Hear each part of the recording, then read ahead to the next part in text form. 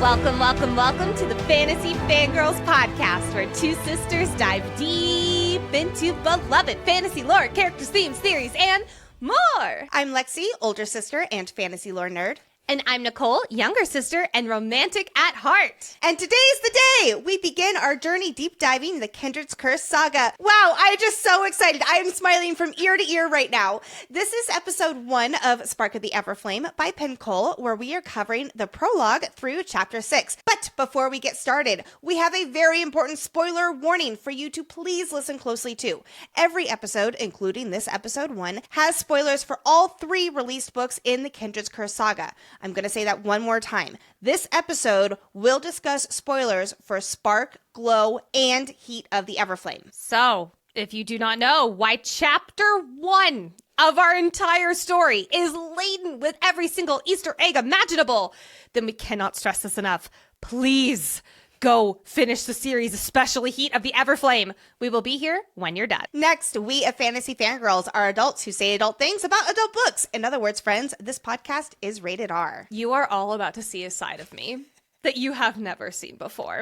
Because the second Luther Corbois comes, wink, onto the page, I am a different human. So please be mindful of those little listening ears. Additionally, we are so excited to see you at upcoming live events. I will be interviewing Rachel Gillig, author of One Dark Window and the upcoming The Night and the Moth in Denver, Colorado on May 25th. We will be featured guests at Enchanticon in St. Louis, Missouri, August 15th through 17th. Then we will be at the Everflame Ball along with Penn, author of this amazing series, for the first ever Kindred's Curse Saga Ball on August 30th in Castle Rock, Colorado. We will also be back at the Dragon Gauntlet in Boyne City, Michigan, September 12th through 13th. Then Romantasy BookCon in Orlando, Florida, October 23rd through 25th, where we're interviewing Rebecca Yarros again at Disney World. Check out our website or the links below in the show notes for more information to all of these events. Last thing before we jump into our first Spark of the Everflame episode, if you love Fantasy Fangirls and want more events, more content, more community, and so much more all around, please check out Fantasy Fan Club.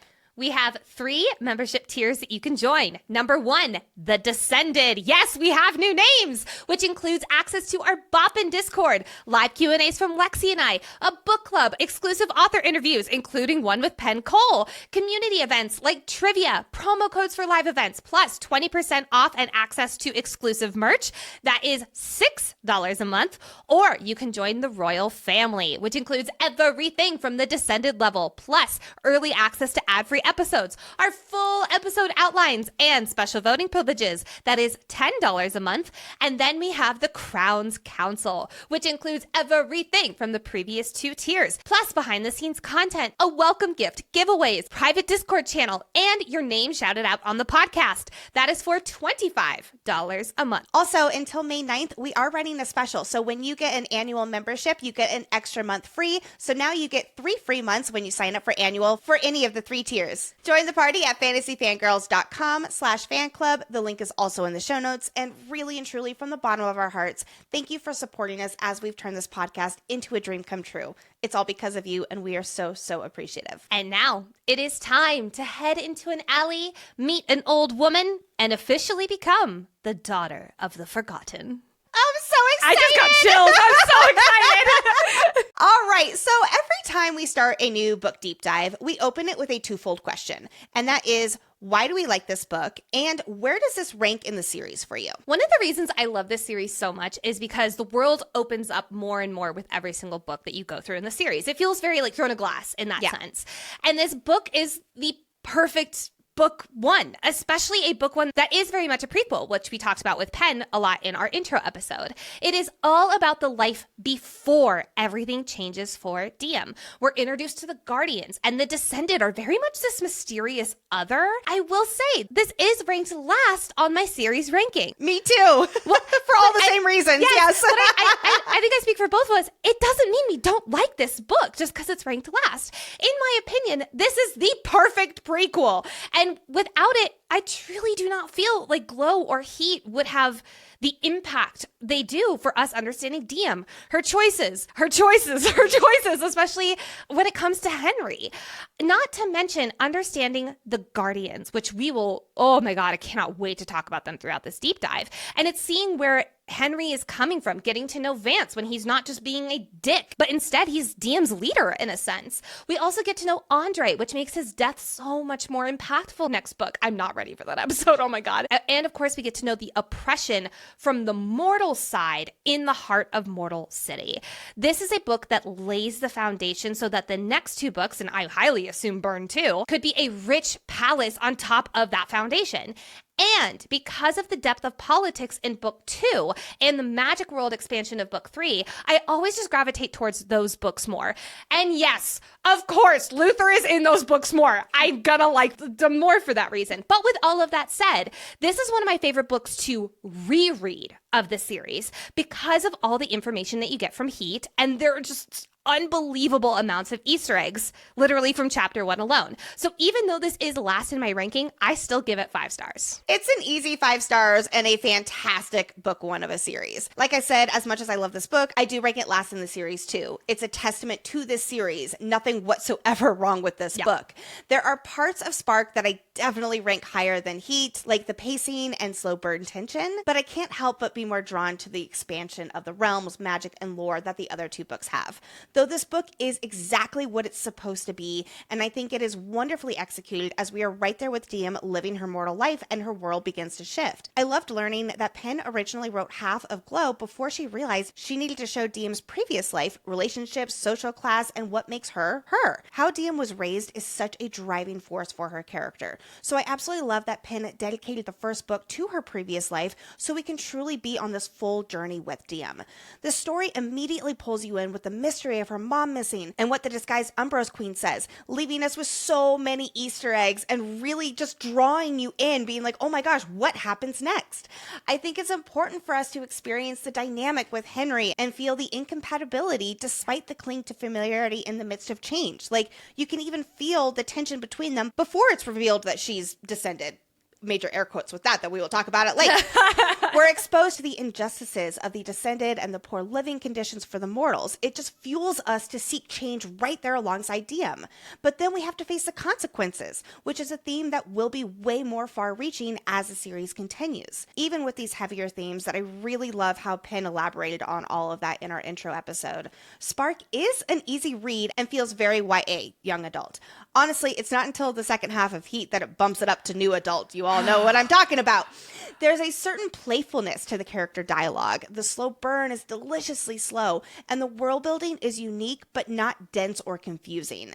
In fact, how have I not even mentioned this yet? The Kindred's Curse saga has my favorite world building. I am obsessed, absolutely obsessed with the uniquely different realms and their magic. How the history with the Kindred is such a big plot line, and the politics. I love the politics. This might be what I'm most excited about for this deep dive, is getting completely immersed in this world and just basking in the lore and how well it's woven into the story. I am just giddy doing these Sofos Libraries, and I just can't wait. I can't wait. All right, friends. So to start off every episode, Nicole does us the honor of summarizing this stretch of chapters. So gather round as we consult with our royal advisors to discuss what happens in the prologue through chapter 6 of Spark of the Everflame. Prologue. Ah, the butterfly effect of one thing happens and it results in an absolute shitstorm. And that about sums up the prologue. And so our story begins. Chapter 1. Our story opens with one Diem Bellator, a protege healer in Mortal City. Seeing Diem down on her luck after losing a patient, Moira, her boss, gives her the rest of the day off to go enjoy foraging day with her boo Henry. I mean, who doesn't want to enjoy magic-laced wine and do all sorts of cavorting in the bushes? Let's just ignore the bad omen of the blood sun. Nothing bad happened on the last one, so I'm sure it's fine, right? Throwing caution to the wind, Diem heads through the slums of Mortal City, but it's a damn good thing she's got her twin daggers on hand when a couple of mortal men want to, heavy air quotes, celebrate like the asshats they are, not giving them the slightest chance to trap her. Diem books it down the alley, only to come across her mother arguing with a strikingly handsome descended man. And after rolling a nat 1 in spatial awareness, Diem is caught eavesdropping by a mysterious old woman with an an equally cryptic message. Secrets die with the people who keep them! Oh wait, wrong book. Later on that evening, the mysteries continue because her mother, Arlie Bellator, does not return home. Chapter 2, 6 months later.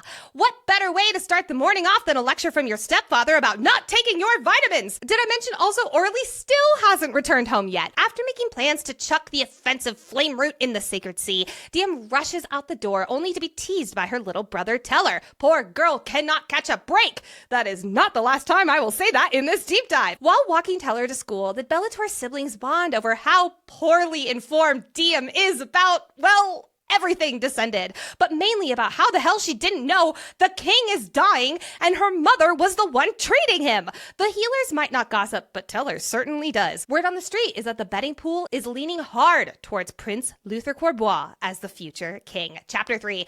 After dropping Teller off at his fancy Descended school, DM and Henry take a hike back to Mortal City. Arriving at the Healer Center, DM has one question. Can I have a few days off to take a trip with my not boyfriend but kind of boyfriend, please? Moira agrees, but only on one condition. Henry must take the contraceptive tonic. We love a male birth control! Thankfully, before DM can die from embarrassment, a young man bursts through the door, his eyes fear-struck and blue. He is Descended. I'm blue, da-ba-dee-da-ba-die. Chapter 4. Desperate to help the young man and injured children, DM breaks her mother's #1 rule and heads off to the palace full of Descended to help. But the healers and the frantic young man take a shortcut through a hole in the wall that we're definitely not cataloging for later. Once at the scene, DM runs over to the oldest hurt Descended, aka Princess Lillian, aka Lily, aka Teller's crush. Assessing the damage, DM gives Lily some painkillers and looks up into his eyes. Welcome, Prince Luther Corbois, aka the mystery man from the alley 6 months ago. Ignoring the voice inside her head telling her to fight, DM gets into position to set Lily's arms, and with the 1, a 2, a 1, 2, 3, Lily's broken arm slides into place like socks on freshly polished wood. But the good news does not last for long. DM didn't even get the chance to stand before Lily collapses. Chapter 5. Well, shit. Princess Lillian is slowly bleeding out, and DM has no clue how to fix it. Doing her best impression of the voice in her head, DM tells Lily to fight. Listening to the doctor's orders, Lily flares with light. No, wait, that's DM's hands. Or was it? She doesn't know. DM doesn't even get a moment to ask herself what the fuck that was before Luther starts the accusatory 20 questions. But the only question he gets the answer to is, how Delulu is DM? Chapter 6. While recounting the day's events, DM is cut off by Moira with her own 20 questions game. Like, how did you set that Descended arm, DM? Oh, you know, with a little bit of rusties. Ka-chow! But seriously, how, DM?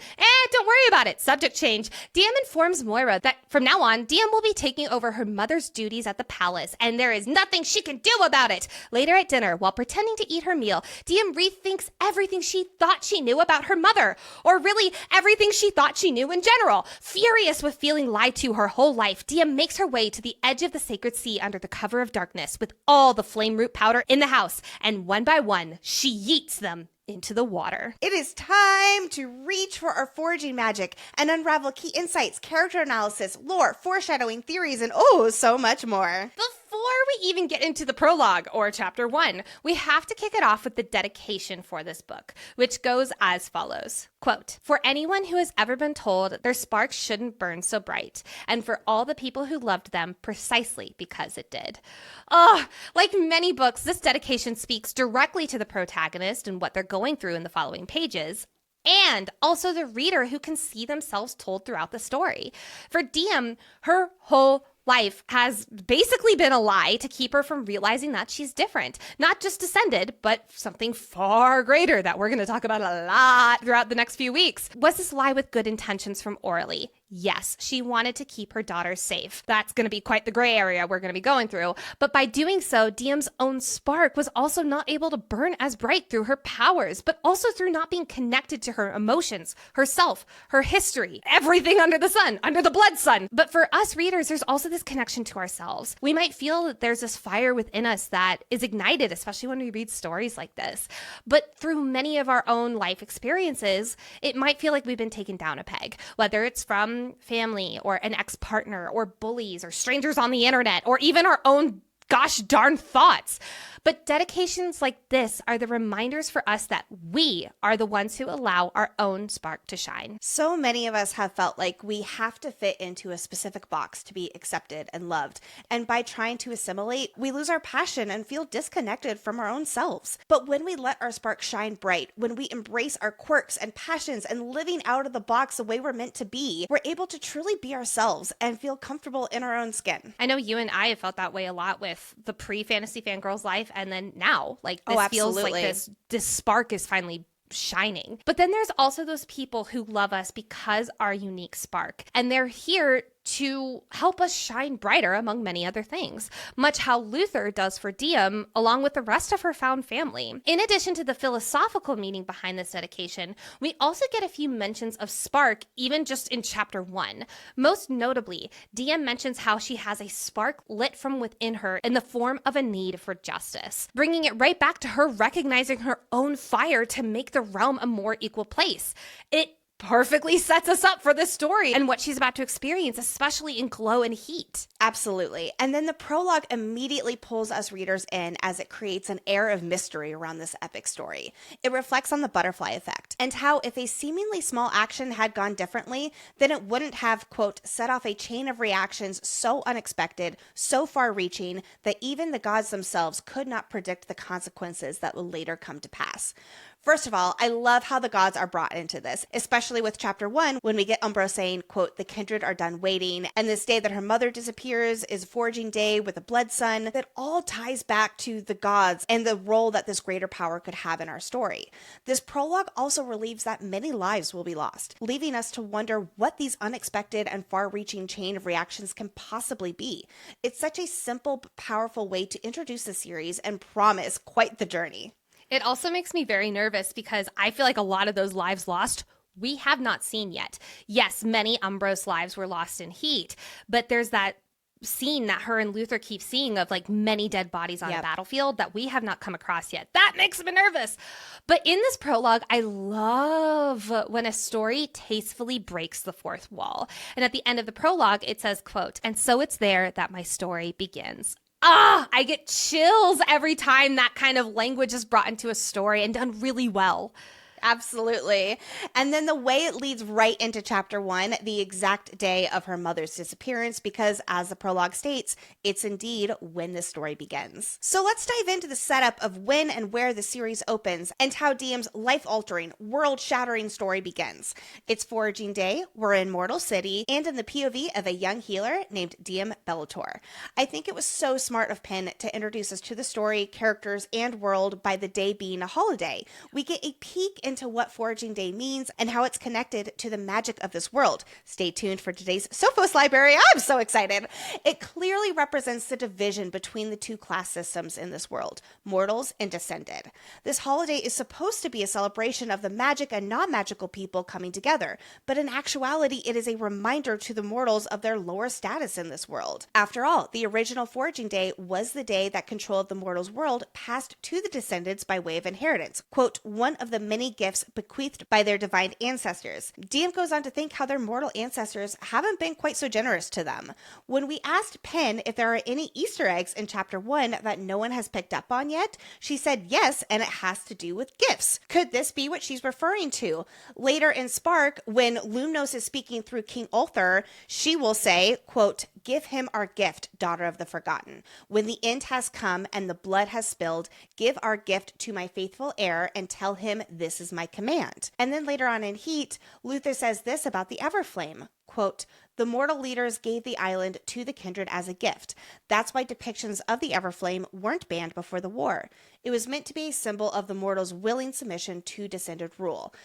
I don't know, I feel like all these mentions of gifts are connected somehow, and especially with the way that the mortal ancestors not being generous to other mortals, how that's said here in chapter 1, I don't know, I feel like it's all connected. Okay, so I have a theory then. We'll talk about Rosebane a little bit later, but one of the things that yourself says to Diem before she dies is take the Rosebane, which we will learn from Diem in this stretch is rumored, heavily air quotes, rumored, to allow one to have the ability to talk to the gods.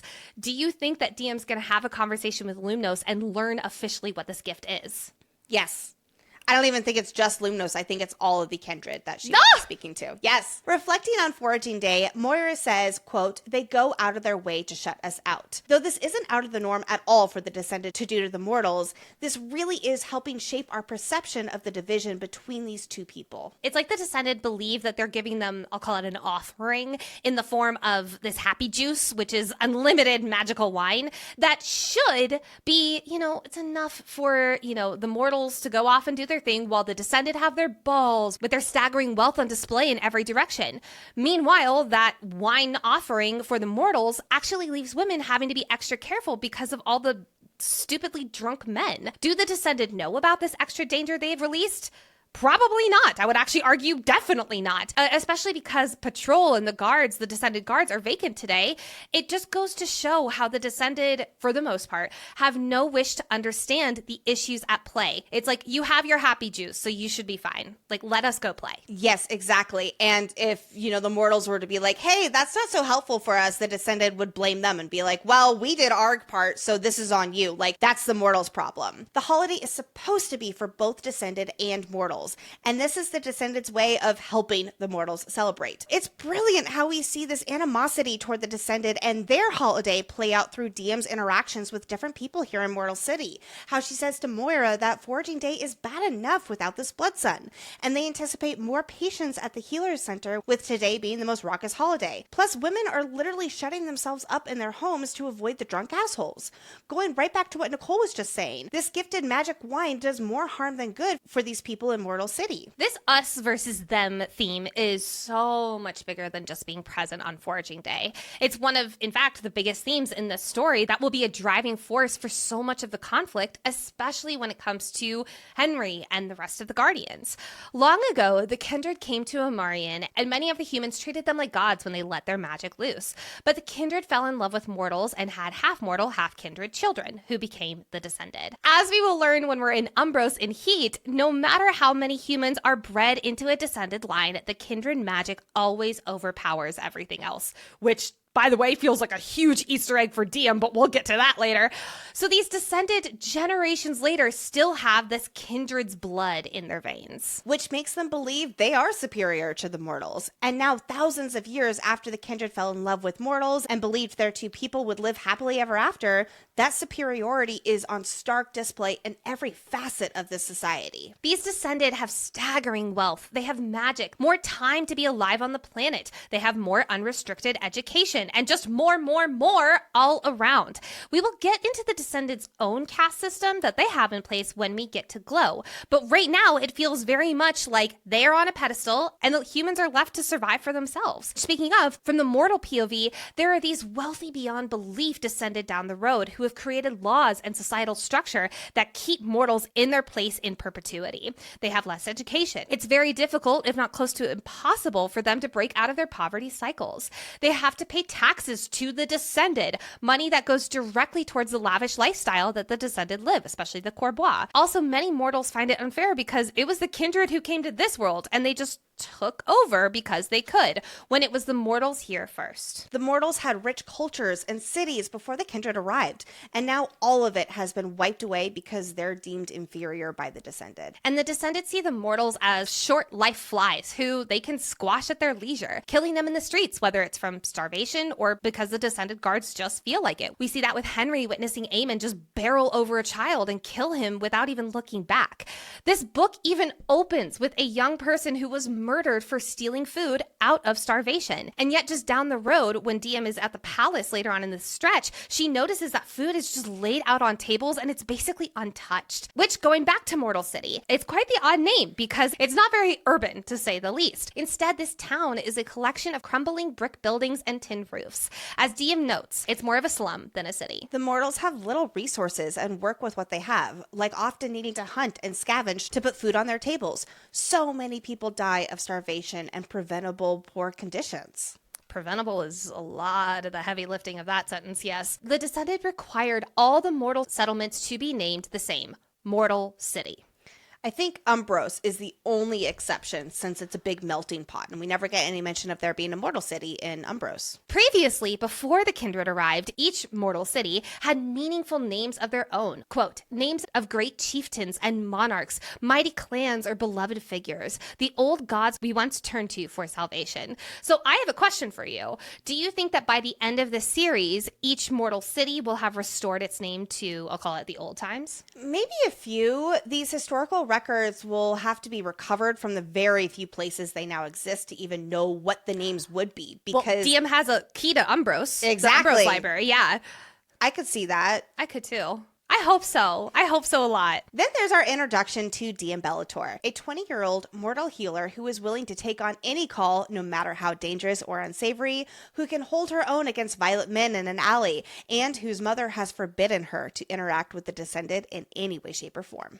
I will go ahead and say this up front. DM is one of my favorite female main characters because of how, in my opinion, realistic she is. She's fiery and clever. You can see that right from the opening of her back and forth with Moira about Forging Day and Henry and the cavorting through the bushes. But we also see from the same passage how truly big her heart is. She cares deeply for her patients, and if anyone dies, like the boy from this morning, it doesn't matter what the circumstances are. She sees it as her own fault. Sounds like very similar to a certain prince we will get to know very well in the next 2 books. She also doesn't just look at the death itself, and this is what I love about DM. She looks at the reasoning behind what made this person end up in the situations that caused their death, or later books, near death. The little boy she lost this morning died from starvation. That's a great example. This line of thinking is why she is so hesitant to always take a life. I know one of the big frustrations is just like, why won't she fucking kill Vance? This is why. The oppression that led the Guardians to fight against it, she understands. She understands what led them to that life and that choices, even if she does not agree with their actions, especially when it comes to Vance. But because of that reasoning, she doesn't view it so black and white as, oh, well, that person's bad, so they must die. It's, oh, these type of situations led to them making these choices, but that doesn't mean they're a bad person. We'll see how that works out in Burn, and we will be talking a lot about that throughout this deep dive. This fiery spirit and deep heart that comes from DM does come to a crossroads that can be solidified into one sentence. Quote, as a healer, I'd sworn a vow to help, not harm. She doesn't want to be like the Descended, who play gods with other people's deaths, even though she is very capable of dealing a lethal blow. Andre Bellator made sure of that. And while this quality will definitely get her into some sticky situations that we will discuss at length when we get there, I do want to highlight that it is not from a place of weakness. I'm going to say that one more time. Her allowing other people to live in these moments is not from a place of weakness in the slightest. When DM is on the face-off with the men in the alley on Foraging Day in Chapter 1, for example, she isn't willing to even hurt them because she knows if she does, they will end up at the healer center, and therefore they will be able to prey on other young apprentices. Which I do want to point out that when it comes to DM's temper, she can be very white-hot tunnel vision, especially when that fight voice comes in, right? But when it comes to these types of moments in the alley, she is a strategic thinker. She thinks about how she wants the fight to go. She looks at her different options, and then she looks at the result of those different options. So she is very intelligent, and she has that good head on her shoulders. Again, when she's in that strategic thinker mindset. And unless her temper gets the best of her. Which it does, and I actually think I have multiple times in this stretch. It's like DM's temper 1, DM 0. And where does she get this fiery spirit and drive for justice from? One Mrs. Aurelie Bellator, who, while DM was growing up, she taught her daughter everything she needed to know, how to become a healer, both in forms of medicine and aid, and in the sincere importance of the healer's vow to heal and never harm, that Aurelie definitely never breaks.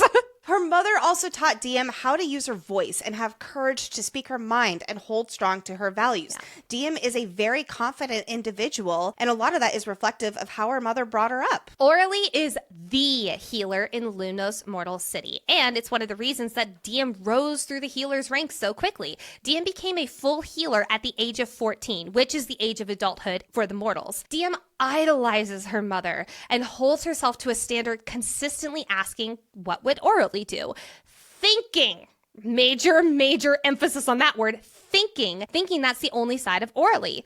She doesn't realize that there's this whole other side that, boy, oh boy, I cannot wait to talk about soon. We begin learning about her father, who might not be DM's birth father, but that truly doesn't matter. He's her dad through and through. He's been in her life since she was an infant, and to spend his life with her and her mother he loves so much, Andre Bellator retired from being the highest-ranking mortal in the Amarian army. He has devoted these past few decades to training his children, sharpening them into warriors, and teaching them how to think smart. His words echo in DM's mind here in the alley about how the enemies to fear are the ones who hide in the shadows and wait to strike when you turn away.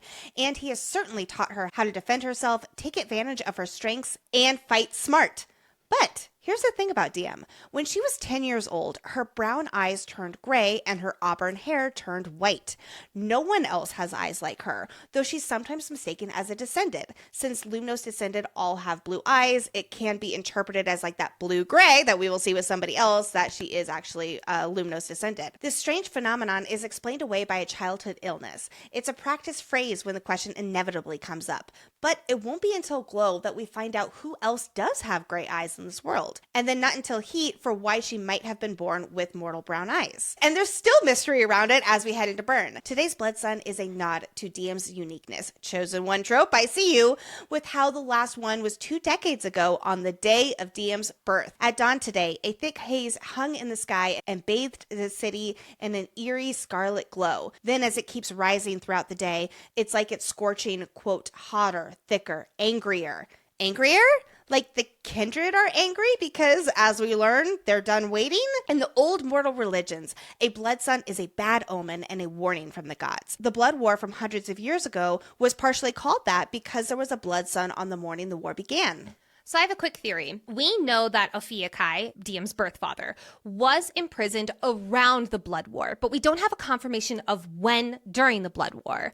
What if Ophiuchi was imprisoned the morning of the blood war and that's why it was a blood sun? And that's why there was a blood sun that day? Very possibly. Or maybe that blood sun that rose that day was like his feeling of being called, and he was way more involved in the blood war than anybody really knows right now or is talking about, because Umbros would know. And then because he was so powerful in the blood war against the Descended, that's why they locked him away. But he saw the blood sun as his symbol to raise his forces.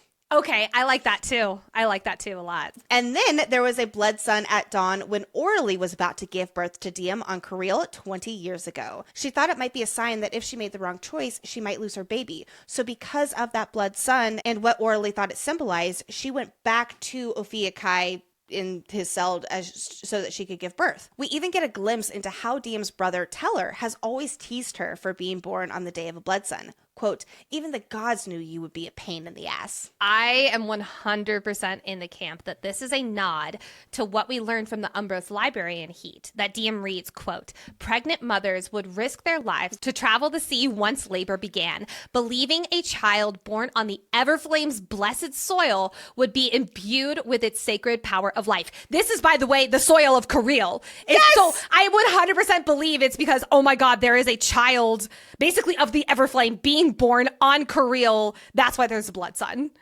But it's also a child of a kindred, or baby kindred. It's a child of a possibly kindred and the child of the Everflame. So she's like the first of its kind. I love it. Oh my God. And that is just like a tiny little line. Yes. Nestled away in Heat that I remember I didn't catch it on my first read. And then when I was doing my reread for our bonus episode last year, I was like, whoa, oh my God.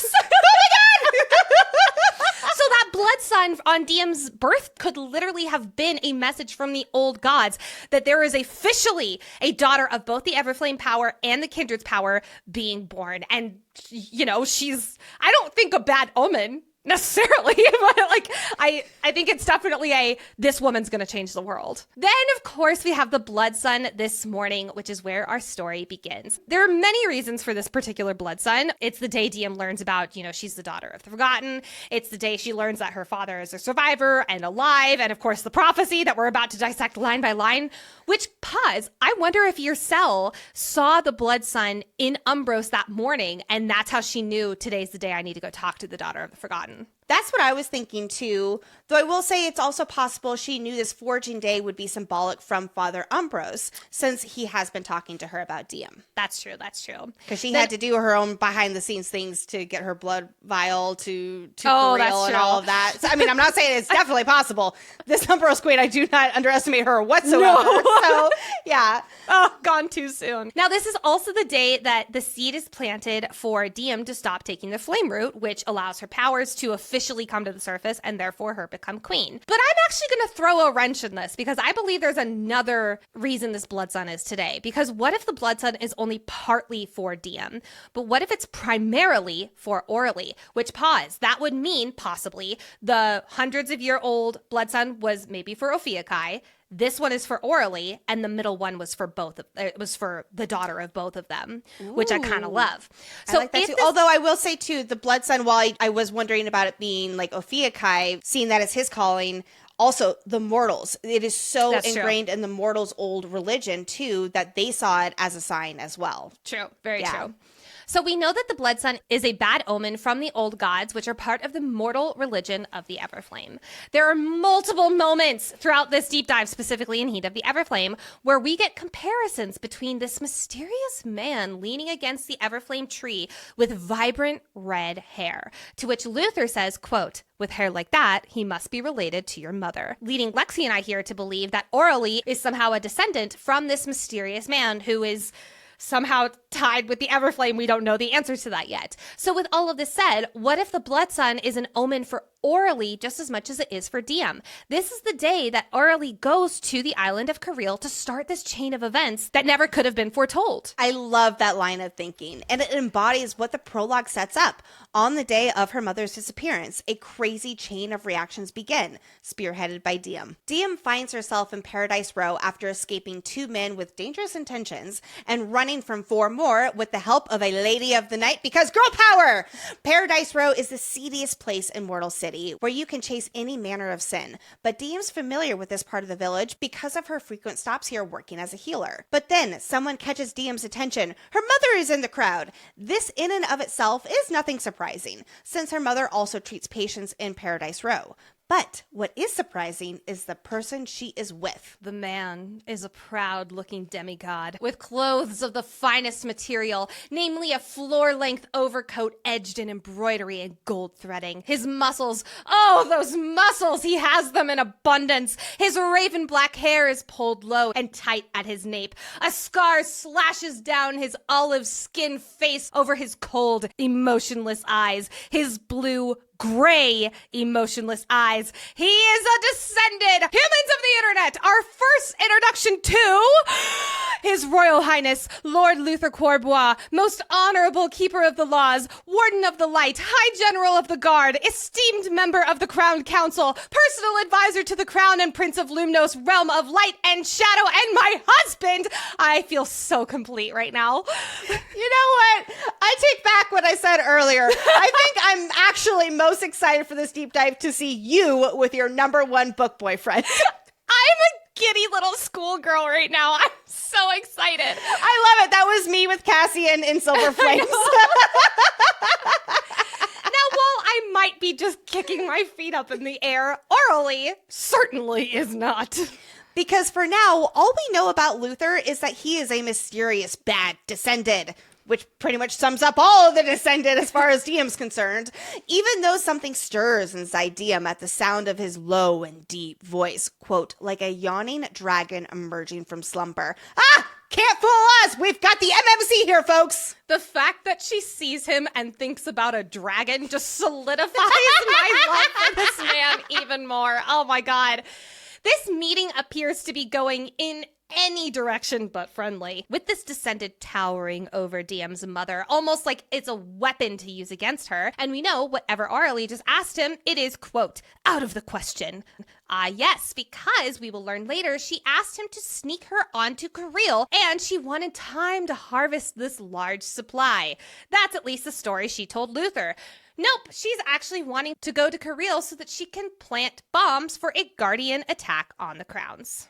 Okay, but also to get more flame brood. So she continued drugging her daughter? Yeah, that's true. A lie. No, I'm not defending her. I'm simply saying it's not completely a lie. That is fair. You are correct. The planting of the bombs is a pretty big thing to leave out, though. Yes, indeed. That is lying by omission. But going back to the Blood Sun, I also wonder if Orly thinks this Blood Sun is an omen that the crown Ulthar will die super soon. So she's seeing this as her opportunity to sneak onto the island of Kareel, thinking it'll only be a little while, like 30 days, because Ulthar might die today. Well, we know she'd have to go on a foraging day. Sure. And this is her last chance to get to the sacred island before King Ulthar dies, and there's a coronation. So I like to think the Blood Sun is the higher powers, whether that be the kindred and / or the old gods, way of warning that today is the day of the dominoes starting to fall, because it knows Orly is going to do this. Orly does not accept this out of the question answer from this mysterious, tall, hot descended, sneakily saying back to him that she has the means to leak this secret of his, this blackmail that he seems to have paid 10 times over for, that we will later learn is her knowing that Luther is a half-mortal. Quote from Orly, "If I die, everyone will find out your secret. I've made sure of it." Hold on. What? Who did Orly tell? What was this chain of reaction? She's not stupid enough to write this down. And is she bluffing? Like, what is she talking about here? That is such a good point. The only people I can think of are the Guardians, but you'd think if Vance or Cordella knew the secret, it would have come back up when they encounter Luther and taunt DM about him. I kind of think she's bluffing, or she has his information tucked away somewhere, but then DM does end up going through all of her mother's notes that at least she knows of. So you know what? Maybe Moira is the ultimate mastermind holding all the secrets. No way! Moira talks her loose lips away just in this stretch of chapters. There's no way. I know, I'm just looking for a scapegoat. I think she's bluffing. I think she's being a little bluff. It's not unlike Orly Bellator to lie, so I think that's definitely the first option. This confrontation of sorts comes to a halting stop with the blackmail Orly is holding over this descendant's head. Like, I want to just pause and imagine being DM right now. You only have known your mother to be this lawful, good, mortal healer despite, her fiery spirit.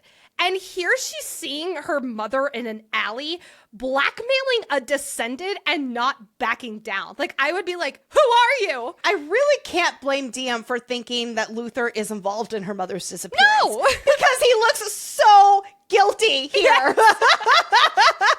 Well, and then also her mother's words, her mother's blackmail causes this man to concede. If he must do this, sneak her into Kareel, it has to be tonight. So yeah, he's like, I'm being if I was DM, I'd watch this and be like, so my mother just blackmailed a descendant. He gave in kind of quickly, and then she goes missing. Yeah, it looks like especially with him saying it has to be tonight. I just realized that right there in and of itself would be evidence to me that this descended person has helped her disappear somewhere. He could have also been lying and said, and in his mind, he could be thinking, like, she has blackmail over me. Let me get her into, this dark cave or whatever to sneak her out, quote unquote, sneak her out tonight. But she has blackmail over me and I'm fucking done paying over for it. So let me kill her. But then an elderly woman tears DM's attention away from her mother arguing with this mysterious man. She wears jewel-toned rags, and her age shows in the wrinkles of her face and stoop of her shoulders. She has a smooth accent that DM can't place, and her eyes are so dark that they appear black. Black, you say? Ah, yes, because as we and DM will piece together in Book 2, this is no elderly mortal woman. This is actually the Queen of Umbros, Yourcell. The descendant of Umbros have black eyes and can read and / or control minds, which Yourcell will demonstrate very shortly on DM. Because she's a crown, she can use her magic in other realms, whereas regular descended can't. Yourcell disguises herself as an old woman by creating a mental illusion. Being a master of mind control, she can trick the mind into seeing and hearing something else entirely. So she's not actually changing herself. She's changing the way that DM, and I'm assuming others around them, are perceiving her. That is so crazy. Yourcell is secretly here in Lumnos's mortal city on Forging Day, not on Kareel with the other crowns. She sends a vial of her blood instead for her required contribution to the annual ritual, because being here to give DM this advice is way more important. I feel like, this is my headcanon, because your cell has been reigning since the actual blood war that is centuries ago, I think your cell has a mad case of senioritis. So she's like, I'm not going to go to Kirill. I don't want to do that. Oh, for sure. I bet with King Ulthar being too sick and sending vials of blood, she's like, wait, what? Like, that's an option? I love her. Oh my God. Gone too soon. She's taken a special interest in DM, and as she'll admit to DM in Heat, quote, Blessed Father Umbros has much to say about you. Plus, we'll learn that DM's mother sneaks into Umbros pretty regularly, and your cell reads her mind. Obviously. So there's all that. DM is no stranger to the hagglers of Paradise Row. So thinking that this woman is just trying to hustle her out of money, she tries to brush her away until this mysterious old woman says, quote, Those eyes, a gift from your father, aren't they? Your real father. Yeah, that'll get her fucking attention because those are indeed Ophiuchai's very special gray eyes. The eyes of the kindred. They only decided for their offspring to have colored eyes based on each of the realms. Going back to what Penn said during our interview about the significance of gift mentioned in chapter 1. Maybe it's this, a gift from your father. DM's father has gray eyes too, and we've wondered if he's actually the 10th kindred instead of the son of the 10th kindred, which makes DM not the daughter of a descended, but the daughter of an actual kindred. This is so canon in my mind that I forget regularly that this is not confirmed on the page. DM has been told her whole life that her eyes went colorless in a childhood illness. Never that she inherited the eye color from her father. All she knows is that she inherited the same illness as him, which turned her eyes gray and hair white and gave her hallucinations. So this illness that does this to her eyes and hair happened to her father too, and that is what she inherited. But what else catches DM's attention from this old crone? Oh, just saying that mother of hers, Orly, thought she could hide it away from the world, all with the help of that powder of hers. We'll find out that Orly has been giving DM flame root since she was 10, and she began getting these hallucinations where she can play with light and shadows. So yes, Orly has been doing her best to hide it, DM's powers that prove she is definitely not fully mortal. And in addition to the flame root powder, she has been peddling this lie that what turned out to be DM's magic was actually hallucinations. And this plus her eye color and hair color can be explained away by an illness. So in order for these hallucinations to not come back, DM has to ingest this flame root powder every single day, thereby hiding her powers and hiding the truth from her and everyone else. Never once has DM truly questioned her mother's honesty or intentions, for lots of reasons that we will absolutely be talking about throughout this deep dive. In hindsight, this is just brilliant storytelling, because reading this book for the first time, you start thinking, even just here in chapter 1, most people, I definitely didn't, but most people started thinking in chapter 1, like, oh, DM must be descended. But it's not until really Heat that you understand, or I'll say Glow, like the end of Glow when she absorbs magic, you realize how other DM is. A huge theme of our coverage will be Orly, her choices of drugging DM with this flame root. Or maybe Orly's lies about how she told DM that her father had died before Orly even knew that she was pregnant. That's not true. But she does think that he died. She does think that she died. That timeline is not correct. That is true. So knowing that it will come up plenty again, I'm going to hold off on my true feelings about Orly and some choices that she made here. Because this old woman looks to the sky, taking in the blood sun, and she states, quote, "It appears the kindred are done waiting." Again, we have this blood sun as an ominous sign that today is important. It has its symbolism in the old mortal religions, but by the way that the Umbros Queen looks up at it as she says the kindred are done waiting, it reflects that there are more meanings to this blood sun and why it makes appearances. We can't forget that this series is called The Kindred's Curse, but each book is Blink of the Everflame. So here in chapter 1, we already get a blending of religious and historical meanings between the old gods of the Everflame and the kindred. We know from Heat that the kindred's, quote, bodies perish, but they endure, as we'll see them communicate through several ways. So yes, I think this is a double meaning, that it's both the old gods associated with Orly and with the kindred, with them being ready for this devourer of crowns, ravager of realms, herald of vengeance! And here your cell is, the one who knows today is a life-altering day, to deliver the message and start moving the chess pieces around. She definitely has DM's attention by now with her comments about her eyes being a gift from her real father, which very few people know Andre is not her birth father, and how her mother has her taking a powder, something even fewer people know about. But then this Umbros Queen disguised as an elderly woman hits her with, quote, he knows about you, your father. He's waiting for you. DM pushes back that he's supposed to be dead, but oh ho ho, quote, should be, but he's a survivor. Another trait you inherited, I'm guessing. Here I am trying to remember this is only episode 1 of our series deep dive journey because, oh my God, where do I even begin with this? The super duper TLDR about her father, and I'm just going to jump ahead to only 20 years ago here. Ophiuchi was locked away on Kareel, and when her mother was out there on a secret mission for a year, she found him and they became lovers. He was so happy when Orly told him that she was pregnant, but soon became very possessive and paranoid that Orly would leave him. Orly went into early labor after he became violent with her one day when she tried to go outside. He apologized and she didn't want to be alone for the delivery. That's when she thought she didn't want to make the wrong choice. She didn't want to lose the baby. And so then she made sure that she was with him for the delivery. When DM was born, he was overjoyed. So there's that part about her father knowing about her. He was literally there when she was born. But one day, when he insisted on Orly going to get fresh air, she returned to him standing over newborn DM with Orly's Godstone knife to her chest. Why? Why would he do this to his baby? Well, because he explained he needed DM's blood to pour it on a rock, the Heartstone, break a curse, like the Kindred's curse, and unlock his chains. Ah, yes, he is waiting for DM because she is the only one who can free him. Though whether he knows she would become a crown or multiple, I'm not sure. Orly refused to let him have baby DM's blood like a good mother, and they fought, leading Orly to stab Ophiuchi in the heart with the Godstone blade. So she really has thought he's dead all these years. I will give her that. But turns out he's not. Godstone doesn't work on him like it does with the Descended. We very highly expect this to be the same for DM, and that's how she'll survive Heat's cliffhanger when she's stabbed with Godstone. So yes, he should be dead, but he's a survivor, just like DM.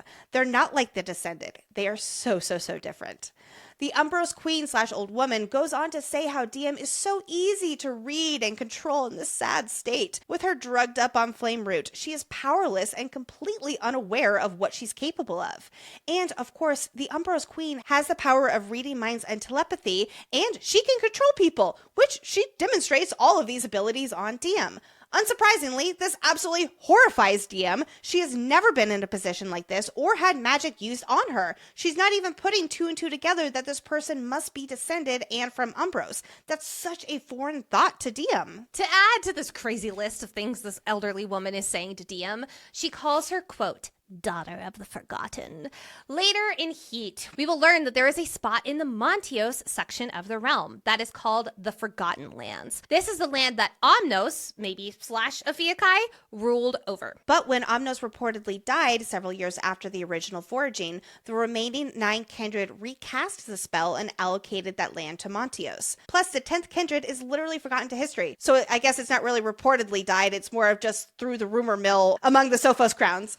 Only in Montios' diary is there mention of a younger brother, when Montios was believed to be the youngest. And like I mentioned, there's only what has been passed down among the Sofos crowns. But this is where Penn really flexes her genius. Omnos, the Forgotten Kindred, in Latin means all of the magic, all of the crowns. God, I love it. But Ophiuchi is taken from Ophiuchus, aka the Forgotten 13th star sign, which technically, Lexi, you are, because it's from November 30th through December 18th. The symbol of this forgotten star sign is a serpent bearer. Ooh, spoopy. According to the story of Adam and Eve, snakes are tempters, which Ophiuchus is naturally seductive.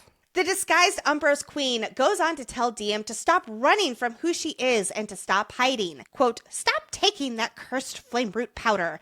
Again, no one outside of Diem's family and Henry know about the flame root. And all these years, Diem has been told by her mother that she has to take it or her hallucinations and the disease will come back. Diem doesn't like taking the flame root though because of how it makes her brain fuzzy and her emotions dull. But she relents because she does trust her mother's judgment and doesn't really push, a fact that will haunt her after Orly disappears, and all these revealed secrets from this elderly woman will hang in the air, leaving Diem starving for more information about herself and her father. But this warning to stop taking the flame root will be a turning point for Diem. It'll take several more months before she actually stops, but this encounter will stay with her, nag at her, until she follows through with this mysterious woman's instructions. Okay, old lady, you've spouted enough. You have our undivided attention. And that's when she starts spitting prophecy. Quote, when forgotten blood on Hearthstone falls, then shall the chains be broke. Life for life, old debt requires, or eternal be his yoke. Okay, let's go through this line by line. I'll say overall, this absolutely relates to the Kindred's curse. I'm not saying that this is the curse, but this is very much tied right up into that. Let's go through this prophecy line by line. When forgotten blood, aka Diem's blood as daughter of the forgotten, on Hearthstone falls, aka the Hearthstone in the Kirill temple that Diem will bleed on as part of the failed coronation and the failed forging spell, then shall the chains be broke. These are the chains that are holding Ophiuchi in the Godstone prison on the island of Kirill. All of this will happen. These 3 lines of this prophecy will happen at the end of Glow, with Ophiuchi breaking out of the prison when Diem bleeds on the Hearthstone, and in the chaos of the Guardian attack, he is able to flee off the Isle unseen. Or maybe unseen? He also might have called his Gryvern because that guy's still alive. But all of that to say, we then go into the next part. There's this line of life for life. We're in chapter 1, but between this line, life for life, and the prologue, I am kind of nervous for Diem's aliveness. Even in the prologue, there's mention of because how the turn of the events occurred and stuff like that, many lives were ended and buried in Amarian soil. I wonder if it has to do with the bonded bargain she makes with the Sofos Crown Doriel when Diem agrees to kill the man who led the attack on Sofos, presumably Ophiuchi, in exchange for Doriel to do everything they can to convince the Miros king and recommend to the other crowns to vote for a pardon for Diem and Orly. Diem really struggles with the idea of having to kill her sire when she actually wants to save him, of course she does, and understand him, maybe even love him. Oh, Diem. Oh, honey. But perhaps this is what life for life means. It's referring back to all of that, how she has to kill her father. There are also the references to the kindred making a great personal sacrifice to protect the mortals after the foraging. And some Sofos crowns have speculated that sacrifice was Omnos. Could this life for a life refer to the sacrifice? Did it actually happen and the 10th kindred Omnos was murdered? Or is Ophiuchi actually Omnos, and to protect the mortals, there still has to be a sacrifice? Well, even when she was reading Montios' journal in Umbros, there's this moment where Montios is like, they only call me Montios because of the mountains and stuff like that. So Montios and all the other kindred had a real name, and then they came to this Amarian realm, and they were called the Latin name. So you think Ophiuchi could actually be his, I'll call it real name? Yeah. Oh. That is exactly what I think. Woo! All of this leads to the continuation of the prophecy with, quote, old debt requires. This kindred sacrifice could also have something to do with that, and /or have something to do with that. And these are old debt requires of Omnos and /or Ophiuchi. And somehow it ties into Diem being the daughter of the Forgotten and the only one who can settle these old debts because she is the one who has to do the bleeding on the Hearthstone and how that chain's broken and how she is part of all of this now too. Well, sort of along that same line of thinking, I wonder if this old debt has anything to do with the old gods and something that the Everflame gave to the kindred. Or, you know, we know that the Everflame or the mortals gave the Isle of Kirill to the kindred, or something that the old gods asked of the kindred. I wonder if this is a god exchange that has an old debt still in perpetuity. I like that, especially because Luther said that the mortal leaders gave the sacred isle of the Everflame to the kindred as a gift intended as a symbol of the mortals' willing submission to the descended rule. What if, because the descended and therefore the kindred haven't actually protected the mortals, that is this old debt that is required? Ooh. Maybe because it was, like the mortals were like, okay, we will let you rule, but this is in good faith that you're not going to fuck us over. Yeah. And they have totally fucked them over. And now this is it's like the outstanding balance, the culmination basically. of it. Yeah. Oh, I love that. Yes. And finally, we have the last part of this prophecy. Quote, or eternal be his yoke. Now, if you're wondering what the heck does yoke mean, allow me to explain. So guess what? It has a lot of definitions. So I'm just going to share the most likely ones where it doesn't involve oxes and things like that. Number 1, an oppressive agency. Ooh, that sounds promising. Number 2, servitude, bondage. Again, that oppression that the mortals have been going through lately. Or number 3, tie or link. So if I had to take a guess here in episode 1 of what this prophecy can be interpreted as is life for life, old debt requires, or eternal be his yoke, is saying something has to be righted, or Omnos/Ophiuchi will forever be the oppressive ruler. See, okay, that's interesting because I actually took this differently.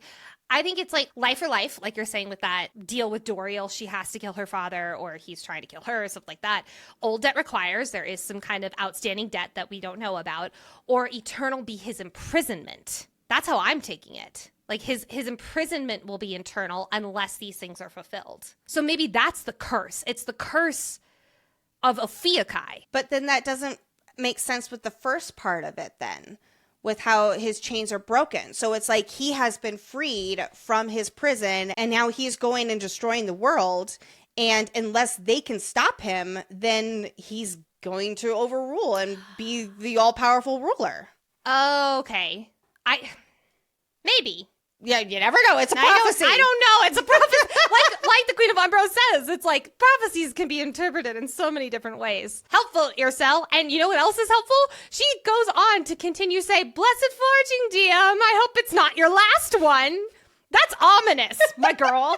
And at the top of their conversation, when DM thinks that this old woman is, just a hustler of Paradise Row, DM says, quote, let me guess, I've already met my true love. I'm going to have a stable full of children, and I'm going to live a long, blissfully happy life before I die. To which Earcell says, quote, no, child, none of that for you, I'm afraid. And it's with sorrow in her tone and sympathy across her face, which, girl, not reassuring. So with this type of speaking that Earcell is doing with this prophecy and with the prologue, there is a high possibility that DM might have to die in order to fulfill this end of the prophecy. But no matter what, I do not think DM will stay dead because of this line here from this quote-unquote old woman. She says, quote, but he's a survivor, another trait you're inherited, I'm guessing. Now, this very easily could be in reference to DM getting stabbed through the heart by Igneous at the end of Heat in the same place that Auralee stabbed Ophiuchi with the Godstone blade. It was right through his heart. So that he's a survivor, that life for life, she could have already fulfilled it because at the end of Heat, she could technically die and then come back to life. But I wonder if there's more to this DM being a survivor with the life for life. The real question is, how can Omnos or Ophiuchi, or DM for that matter, die? Descended magic doesn't work on them. Godstone doesn't kill them. And while the kindred can be killed, how is unknown. But I don't think DM will end up dying permanently. Penn says that she loves Romantasy. It's her favorite genre. And I don't know, maybe she would do it to us. But I like to think we're going to get DM and Luther winding up with their apple orchard and Taryn Jr. the goat and living happily ever after. I have no idea how they're going to get to that point where we are in this book. But I understand Byrne is a very thick boy. So yeah, he is. After DM hurries away from the strange woman in the dark alley of Paradise Row, she waits for her mother to come home so she can confront her about this crone's accusations. quote, my questions for her multiplying with every heartbeat. We may have known from the prologue that DM's mother has disappeared, but it's an entirely different experience to see it play out on the page and feel this family's distress. At first, DM, her brother, and father don't let themselves outwardly worry as they debate what innocent thing might have delayed her. But as night falls, they're really getting concerned and they start searching the woods outside their house, calling her name. Her brother scours the path to and from the healer center again and again, just in case he missed something. Their father searches the wilder parts of the forest, and DM looks for their mother at the shore of the sacred sea, especially where they often gather flowers for medications. Like, possibly her mother went out to shore. Like, have no idea, and they are desperate to find her. As DM is out looking for her mother, she notices a lantern hanging from a boat coming back to the Lumnos shores.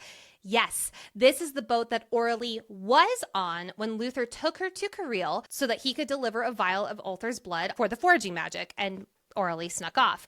Now this boat is returning, but only Luther is on board. Knowing that today's law enforcement was lax and unruly behaviors were running rampant because of the holiday, DM is getting more and more anxious about where her mother can be. The next day, they call on all their friends, neighbors, and recent patients to see if they know where she might be, but no one noticed anything amiss. They search her belongings in case she planned a trip away and didn't tell them. Pause, because in Glow, Andre will admit to DM that, quote, she was planning a trip. She wouldn't say where or why, only that she could be gone for a long time and she wouldn't be able to contact me while she was away. But she swore she would warn me before she left. When she vanished without a word, I wasn't sure whether ... and he trails off. So in this search, he's wondering if maybe she did leave on her trip. But she also told him she would give him a heads up beforehand, which has him really tripped up right now. I guess either Orly lied to him about telling him ahead of her trip, which is very possible, it is Orly, or she really didn't know it would be this foraging day, because as DM overhears Luther say to her, quote, if I do this, it must be tonight. There won't be another chance before ...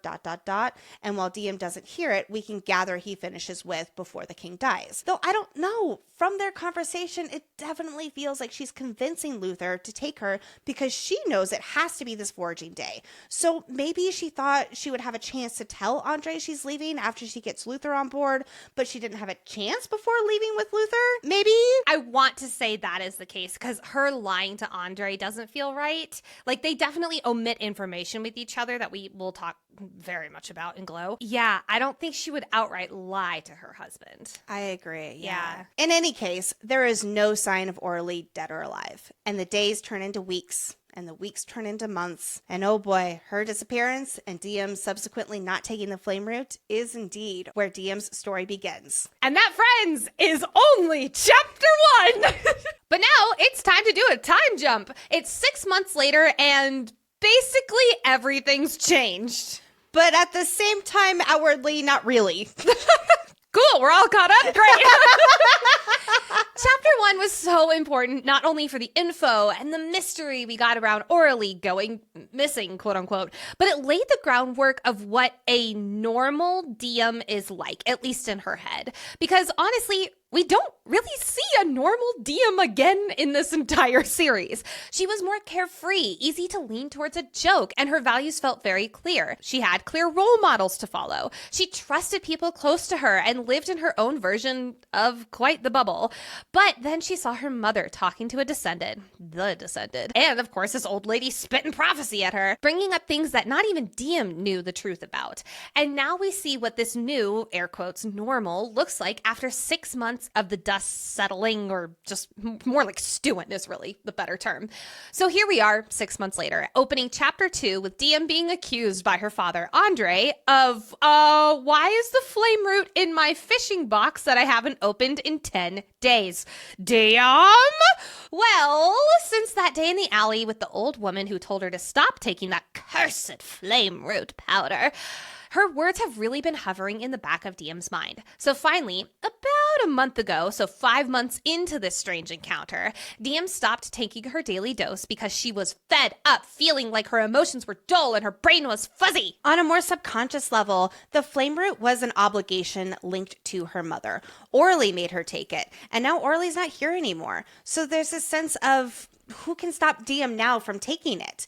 And by not taking it anymore, it's a small but quite meaningful way to rebel against her mother leaving. And so she hid her supply in his fishing box, hoping to, very soon, dump it all into the sacred sea. Mwahaha, fuck you, flame root. This is not without a, at least believed, consequence, though. She was taught from orally that if she does not take this crimson powder every single day, then the hallucinations, a symptom of, air quotes again, disease that her father had, would return, and she'd basically go crazy and lose her mind. And yes, that is far worse than a cloudy, fuzzy mind. But she can't admit to her father that she stopped taking her dosage. In this moment, she lies, and she said that she lost the vials of powder because A, he would be worried about the hallucinations returning, because that's also what Orly told him. You remember when I was like, Orly wouldn't lie to Andre? I take that back. And B, there's this maybe conscious or maybe it's unconscious parent guilt of Orly would want you to take the flame root that, quite frankly, DM just doesn't want to hear from her father and she's not ready to face yet. Like Nicole mentioned, the flame root doesn't just nullify DM's powers that Orly has been ensuring stay hidden. It muffles her emotions. So DM, who is already headstrong, has had a blanket over her full emotions for the past 10 years. That's not to say she's been a quiet and obedient girl, because like Teller says, she's never been that a day in her life. DM has always had a hot temper that can ignite when provoked, like her mother. And she knows how to use her voice and stand up for herself. She's always been confident in her skills as a healer and a fighter. Even her tall height for a mortal, wink, wink, nudge, nudge, gives her an air of reassurance in her status. But now she reflects back on who she was before she stopped taking the flame root, and she feels like that was a quiet and obedient version of herself. She went along with what she was told and was happy to live in her little bubble. And now that the fog has lifted, she's tapping into her emotions, and it's like the floodgates have opened. As her brother Teller says, quote, "You're angry, moody, stomping around, snapping at simple questions, treating everyone like an enemy." At first, DM attributed this change in her behavior and the short fuse of hers to her mother's disappearance. Understandable. But now she's realizing that it's actually been since she stopped taking the flame root weeks ago. Her mind is clear and her strong emotions are no longer dulled. She's getting to know herself as she really is without the flame root. And that's a lot for a 20-year-old to take on, right? Anybody would feel that way. The injustices of the world are grating on her. Things that used to not get to her are weaseling their way under her skin. She's questioning the life that she's let be built up around her, because she didn't build this life that she has herself. As someone who is so fiercely independent, she's realizing that her personality may be that way, but her life isn't. And she's questioning what that says about her. She's shifted from carefree to reckless, because yes, there is a fine line she's always walked between the two, but now she is fully in reckless territory. The carefree girl drugged up on flame root and coddled by her mother is gone, in every sense, leaving her in a bit of an identity crisis as she lashes out, rebels, and agonizes over the unanswered questions she has for her mother, who she doesn't even know is alive or dead. With the flame root suddenly lifting after these 10 years, DM also starts to hear this voice in her mind. Fight. Hello, godhood. It's nice to meet ya.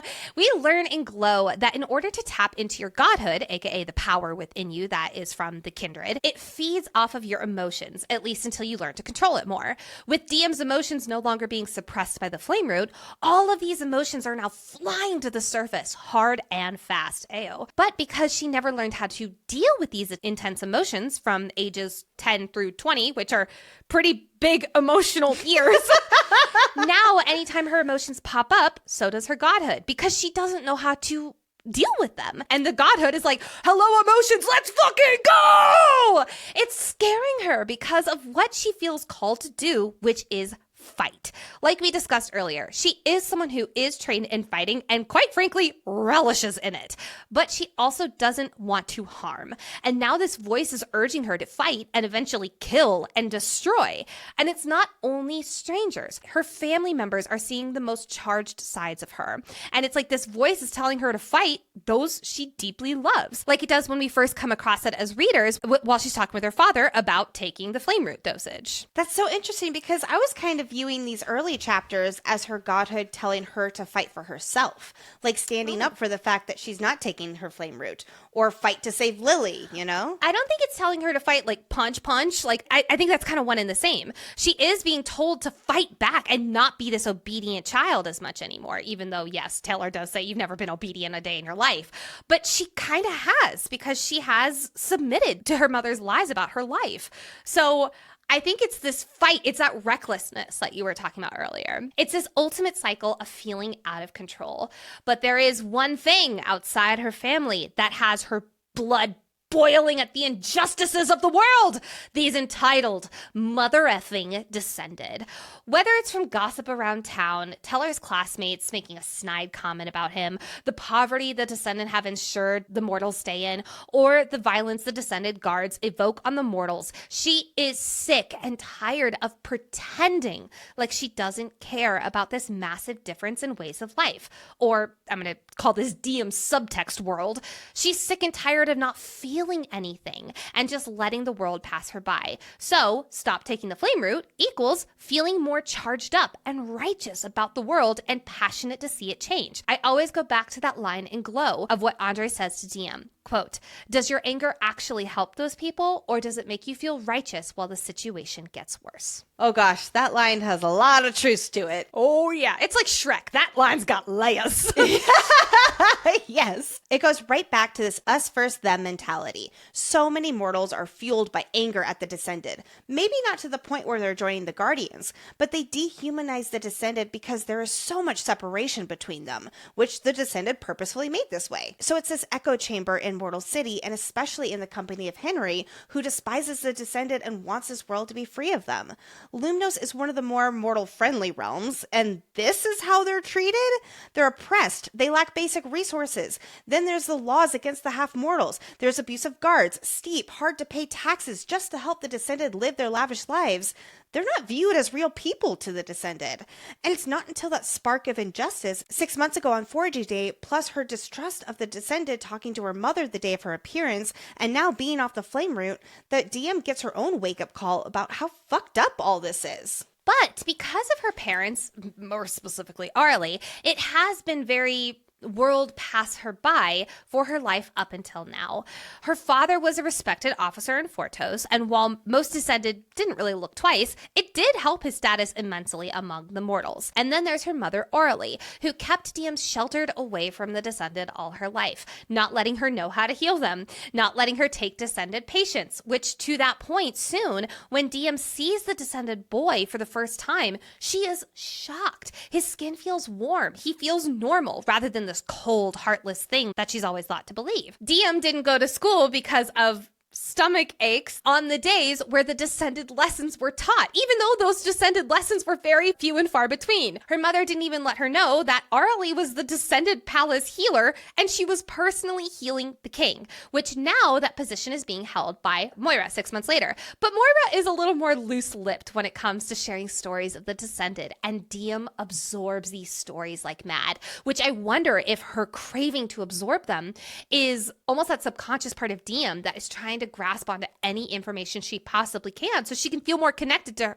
herself, because this was a huge part of her. After the almost near argument with Andre, ending with DM promising to take her flame root dosage today, it's time to be the good older sister she is and walk her younger brother Teller to school, which it is rather ironic that DM is not allowed to be near the Descended, but her 17-year-old brother Teller goes to the prestigious Descended Academy. There, he is educated until he is 18, like the other Descended, rather than 14, like the mortals, which then might just lead to an invitation for him to the realm of Sofos, for him to be at one of those fancy research institutes. But that only happens to the absolute brightest of mortals. Sadly, the Descended are very clear to Teller that despite this superior education, his mortal fate of being locked in Mortal City is likely to be his future. Ugh. Teller is bright and absolutely deserves a spot in this Descended school. And he knows that his spot in the school is conditional, with Orly only agreeing to be the palace healer and thus treat the king if Teller has the spot in this higher education. Now, what he does not know, oh boy, is a large part of Orly getting him into that school is so that she could use information from his classes to understand and spy on the Descended more. Arlie, I am trying my best to defend you, but girl, this is an L! Capital L! Bad! God. This is you trying to defend her? Yes!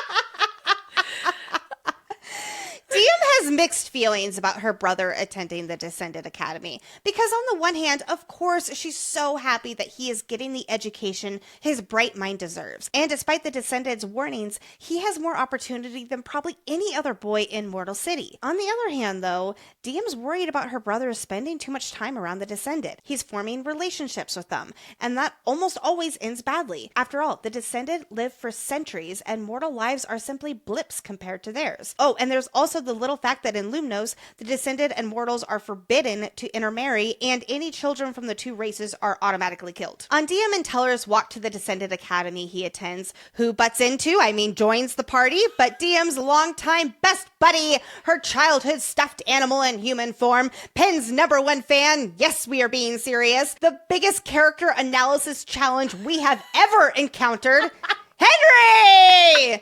Yay! Oh, Henry, you complex, shaggy, blonde-haired fiend, you! Henry is DM's oldest and bestest friend for as long as she can remember. They spent their childhood climbing trees and swimming naked in the sea and talking about their future under the stars, and most importantly, bonding over their hatred of the Descended. And after his mother died when he was very young, Aurelie became very close to a mother for him, and he attempted to put himself in that older brother figure to Teller as well, an idea that Teller never quite warmed to, as we can see when Henry calls him kid, and Teller shoots him back with a correction. But last spring, after years and years of friendship, they stripped down and went swimming naked in the sea and ended up instead doing quite a bit more than swimming. I'm talking bang, bang, bangity bang. While neither of them was each other's first time, they were the first to mean something. That is very important. We will be revisiting that sentence quite a bit. But then Aurelie disappeared and DM's life fell apart. She desperately needed the simplicity of a friend, not a lover, and that's the role Henry went back to without complaint when she needed it most. And over the ensuing months, the two of them changed, becoming harder and angrier after experiencing life and loss. She's no longer the carefree girl he had fallen for, and he's not the tender-hearted boy she knew so well. We'll find out that Henry has been a member of the Guardians for about a year now, which absolutely makes sense for that spark in his eyes when he speaks of taking down the Descended, as he aligns himself with his greater purpose and mission for the mortals to rise up. And then there's DM, who is transforming in real time as she gets to know herself off the flame route, like Nicole and I were saying earlier. And that's someone Henry doesn't really know either.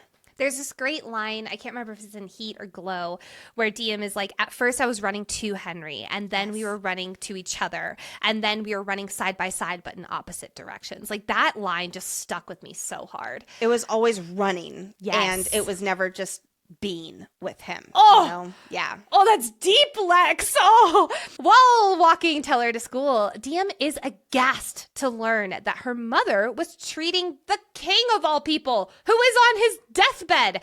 And we get an interesting line from Henry. Quote, "What did you think she was doing up at the palace every day?" Yes, because Henry not only knew roughly what Aurelie was doing up at the palace, spying on them as a healer and sharing that information with the Guardians, but this whole conversation, Henry has known that Aurelie is on a mission for the Guardians. While Teller and DM have been mourning, he's known that she's alive and well. But because of his guardian oath to never share information about a fellow member's identity and his sincere belief in the cause, that value does overtake his loyalty to DM. He has kept that secret as he's watched DM's life fall apart.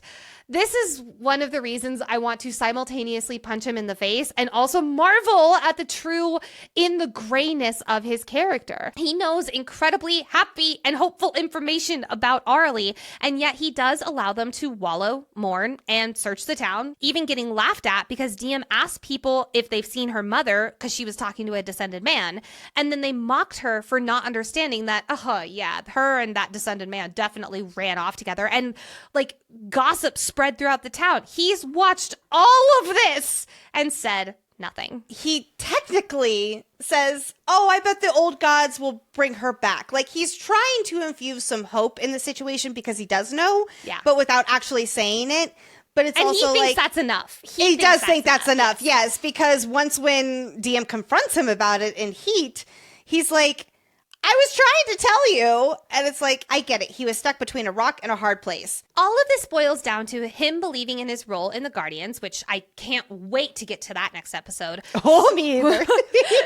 Especially you. We have a surprise. So much because, as we see in his introduction scene, he despises the Descendant. And this hatred of the Descendant is woven into Henry's character. He refuses to celebrate Foraging Day and believes it's the most depressing day of the year. He rightfully blames the Descendant for the death of his mother, who fell ill with a rare but treatable disease, yet the crown dismissed his father's desperate request to get the herb native to Montios, a realm where mortals are forbidden. His mother's life was in the crown's hands. Literally, her mortal life was dependent on the Descendant, and they didn't even bother to lift a finger. Like, they didn't even try. They didn't care to try, which reflects the Descendants' overall perspective toward mortals. They're not really fellow people in the Descendants' eyes. And this is what we really want people to focus on as we dissect Henry. He has been taught since, what was he, 2 or 5 when his mother died, and this has happened? This has been ingrained in his bones since he was literally old enough to walk. Yep. Exactly. And then Henry gives Teller a hard time for attending the Descendant Academy as he demonstrates with his sarcastic quip, "Are magical overlords treating you with kindness and respect?" All their lives, Henry and DM have discussed their hatred for the Descendant, and he has dreams of an Amarian free of the Descendant and their magic. These days, there's that spark in his eye when he speaks of it, which, yes, makes sense because he's part of the Guardians. The next episode, we'll discuss the incident that tipped Henry over the edge and how it led him to join the Guardians. Henry's character is a symbol of the oppressed, underestimated, and angry group of people. He and many others are past seeking respect and equality from the Descendant because they do not believe there's such thing as a world where these two types of people can reasonably coexist. So they're ready to show the Descendant that the mortals are formidable. They're ready to take back their world, and they'll do anything to make it happen. The conversation on this preschool walk shifts to, well, if the current king is on his deathbed, then who's next in line? And the short answer is no one technically knows, because the magic of the crown picks whoever is the most powerful Descendant in the realm. It is going to go to whoever that may be. But it's not so black and white. Ah, yes, it is quite gray, DM darling, because some Descendant might have a lot of flashy power, but they drain really quickly, versus others might have the ability to last forever, nice, but only by doing little bits of small magics. But there's one person who is at the top of the betting pool, the incredibly powerful Prince Luther Corbois, the only Lumnos Descendant who can wield both light and shadow magic. And it's clear Henry doesn't like him. In Glow, we'll be led to believe it's because Luther was the one Henry saw run a boy down. But no, Henry hates Luther because he comes into Mortal City every now and then and sulks around gathering information. In other words, Luther is invading their space and most certainly isn't trustworthy or, as far as Henry's concerned, welcome. Even though the truth of it is that Luther is helping as much as he can, especially with saving the half-mortals and doing what he can to help with these poor conditions. Although the truth is, whatever he can do as one person will never be enough for them long term. Well, and I also wonder if because Henry is a lot more well-educated in the realms of the Descendant and all this stuff, I wonder if he knows that Luther is the keeper of the laws. And because of that reason, he knows that any half-mortals have to be reported to Luther. Then those people who report them, they get a reward. And then he, major air quotes, kills those half-mortals. So in Henry's eyes, I 100% see why he would hate Luther. Once Teller goes to school and it's just Henry and DM, he has a proposition for her. No, not a proposal yet. He has to make a delivery to Fortos tomorrow and will be gone for 2 days. Would DM like to join him on this trip? It's pretty common for mortals to go between two realms. Fortos is Lumnos' southern border neighbor, and Descendant don't like going into other realms because their magic only works in their own realms thanks to the foraging spell that keeps the realms of magic in their neat boxes. It goes against every instinct of mine not to dive into all the realms and talk about all this right now more.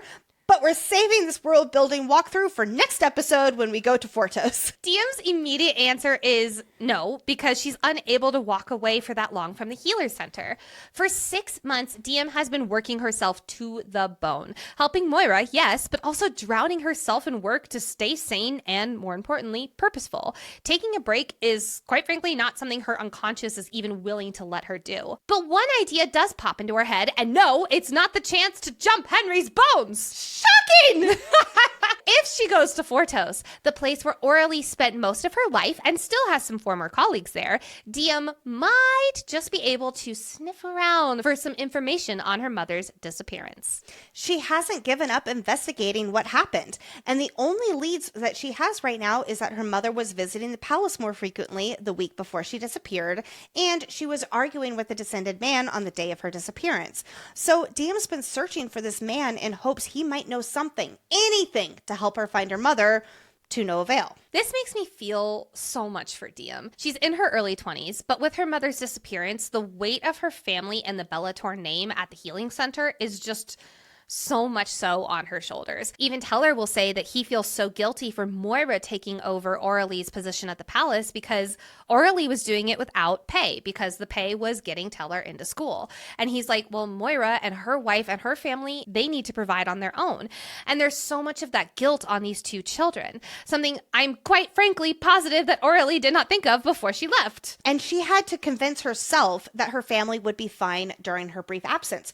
Earlier when we were talking about how Henry has to choose between Diem and the Guardians, and he chooses the Guardians, the same can be said about Aurelie. True. As her daughter will certainly point out to her in Heat. I can't wait for that scene. Oh my God. But the fact that the ability to dive deeper into her mother's mysterious vanishing is the thing that finally makes Diem say yes to Henry's offer, it really shows the differences between her and Henry's priorities right now. Henry loves her, or at least he loves the previous DM, the flame root DM, I'm going to call it. And he wants her to come so that they can be romantic again, so that he can open up that door with her, so he can propose to her. Versus Diem's driving force on this is her mother and any information she can find. And not really living her life. When Moira brings up later that the loves, she sees between Henry and Diem gets spooked and only replies back with, quote, "Love is a big word. We're taking it slow for now." After pocketing the contraceptive tonic that guys have to take, huzzah, a panicked boy with blue eyes bursts into the healer center. Oh no, it's a White Walker! Wait, no, it's a Descended. He's frantically asking for Aurelie Bellator to come help with the palace because there's been a terrible accident. It's interesting that even though Aurelie has been missing for 6 months, she's still known to be the palace healer. As this boy explains, he was told to go get Aurelie, which checks out with the way Descended view the mortals. It's beneath them to stay up to date with those that they consider second-class citizens. How should they know she hasn't been around for months? Moira insists Diem stay back and not come with her to help the injured, but Diem won't have any of that. Children are hurt, and her mother isn't here anymore to enforce her rules about never going near the palace. Like we said earlier, Aurelie has very purposefully kept Diem far away from the Descended and not allowed her to learn anything about them.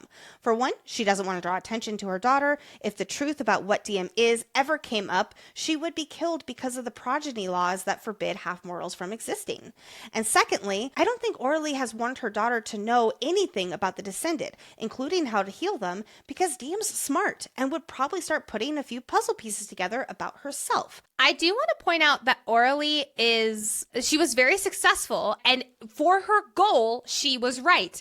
Because Diem is in the palace for 5 minutes, and she already is like, what the fuck did I just do with my hands? And Luther's staring at her thinking that she has Fortos magic. So I will straight up asking if she's a half-mortal. Yes. The guy who is in charge of killing the half-mortals. Yeah. So Aurelie, for her goal, was right to do what she did. Up until today, Diem's only perceptions of Descended have been based off myth and gossip, leading her to think of all the Descended as monstrous, evil beings. But here, as she is the closest she's ever been to a Descended, she realizes how normal this poor, scared boy is. She'll later admit to Moira that she's surprised how much like the mortals they are.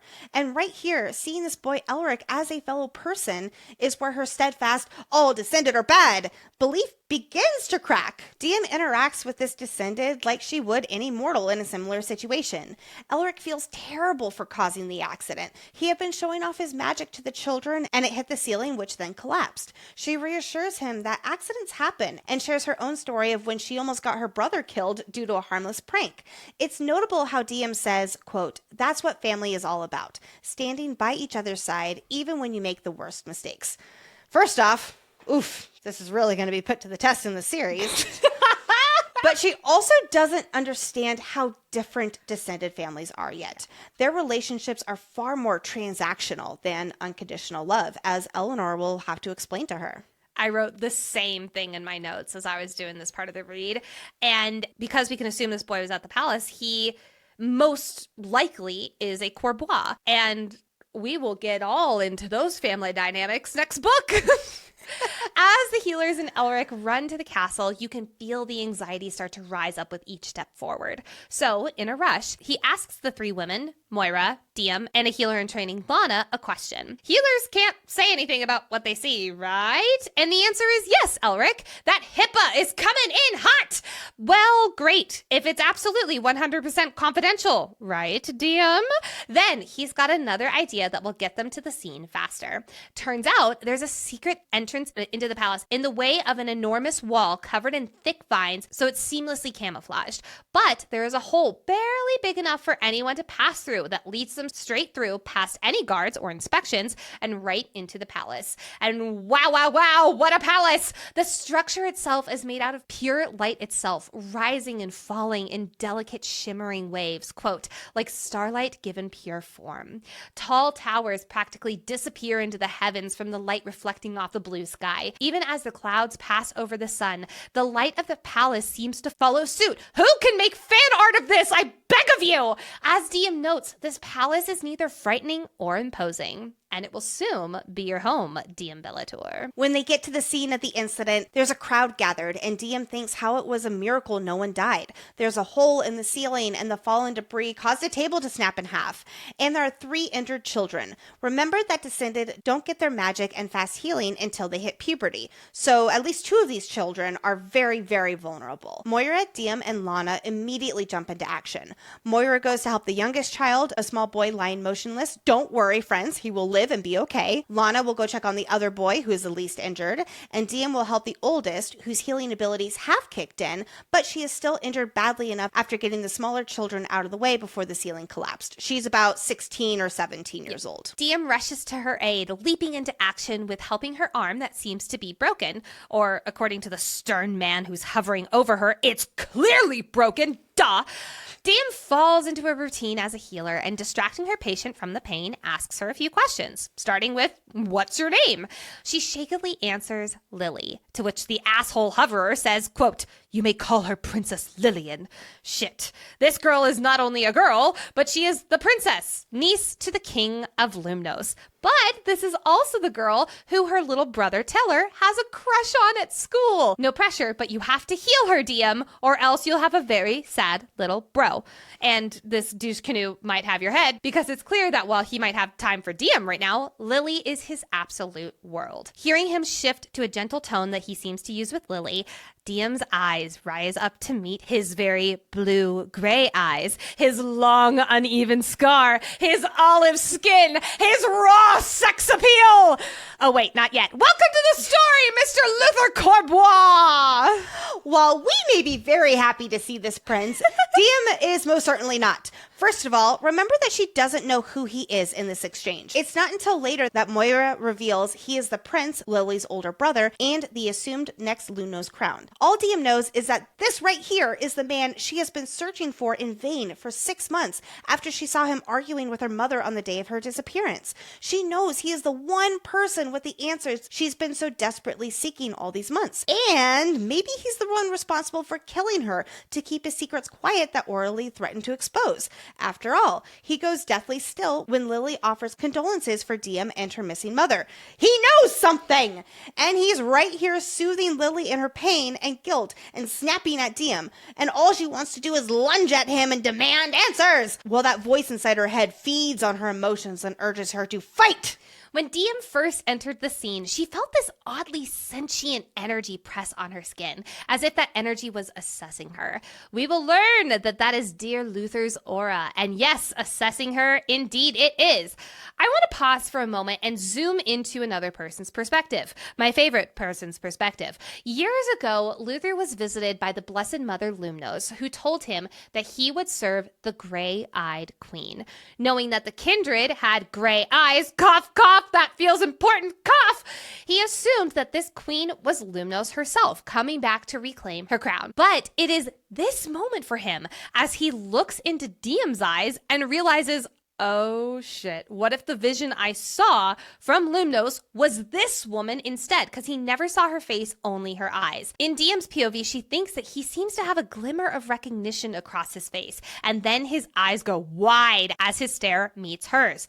So imagine how earth-shattering this moment is for Luther, too. He didn't see her in the alley that day. This is the first time he's laying eyes on her. Since the attack by his father that almost killed him, he has done everything in favor of Lumnos and swearing fealty to this mysterious gray-eyed queen who he believes is basically going to save the world.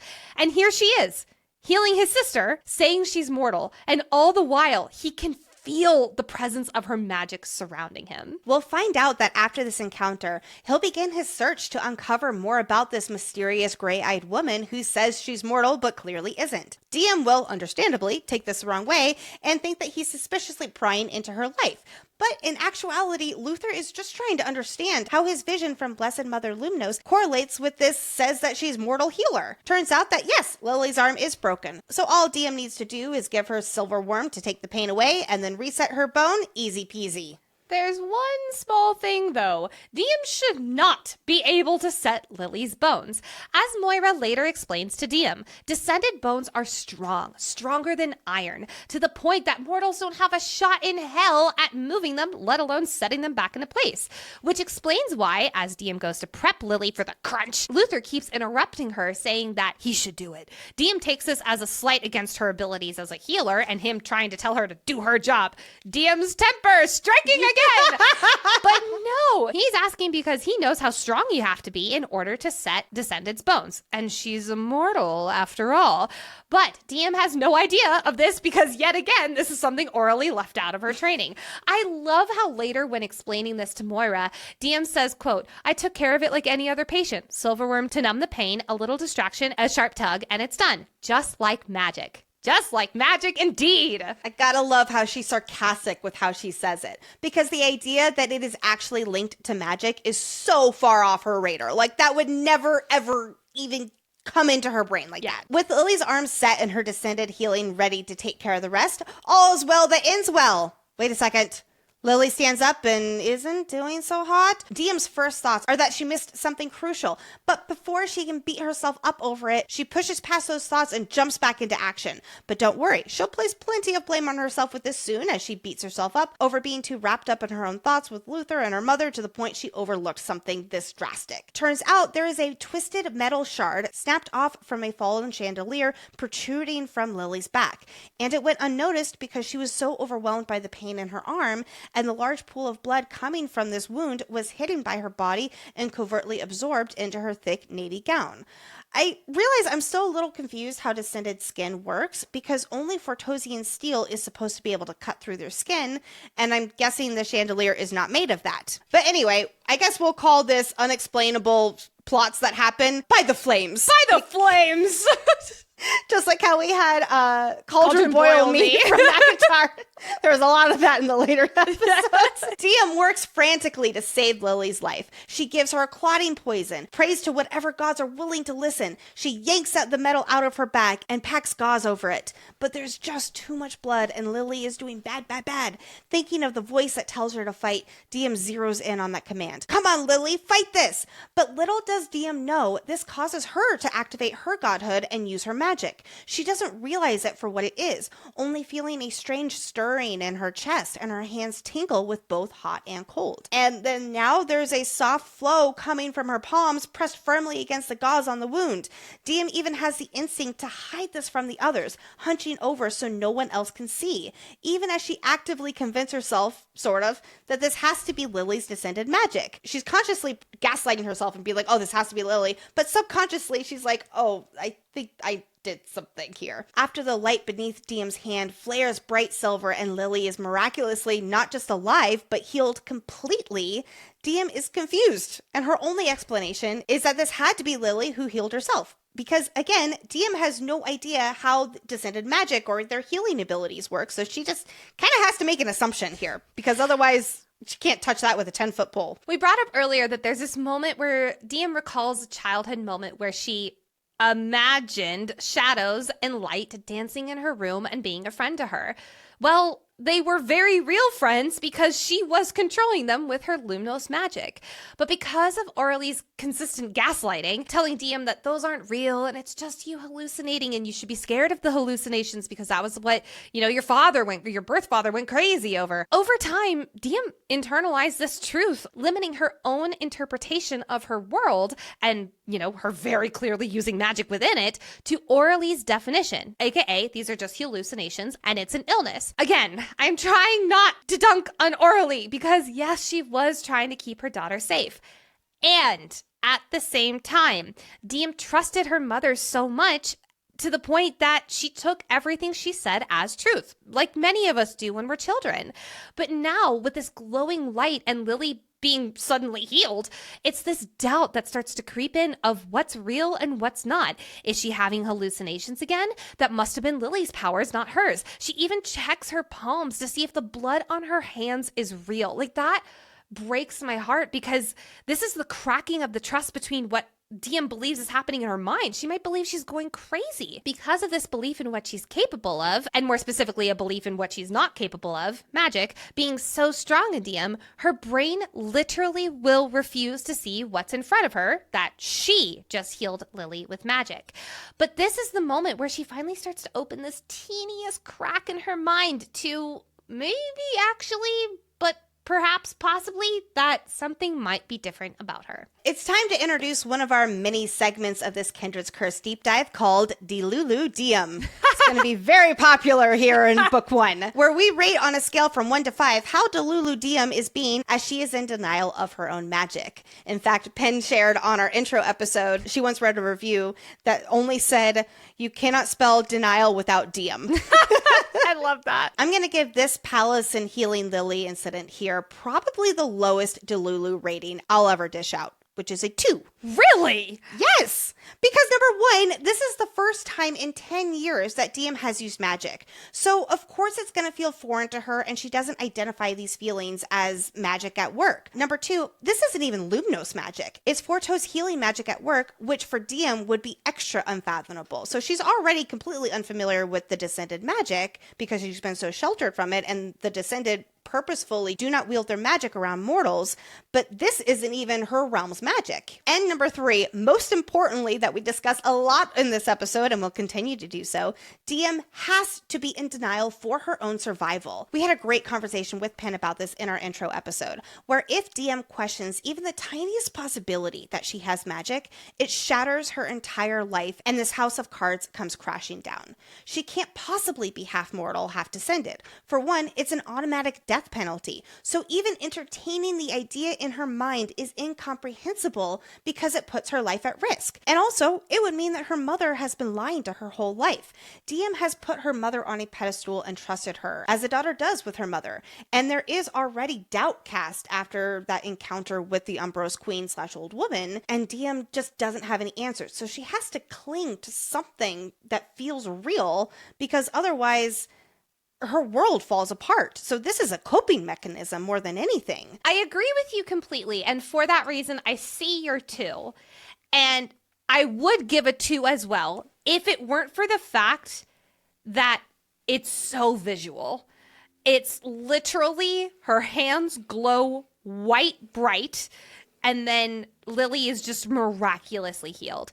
So You're going to hate me. I'm going to do a 2.25. No, okay, hold on. I'm creating some rules.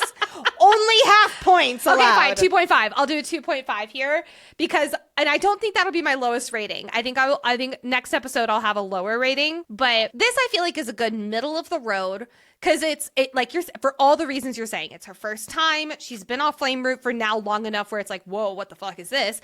But it's also so visual. And even Luther's like, the fuck did you just do?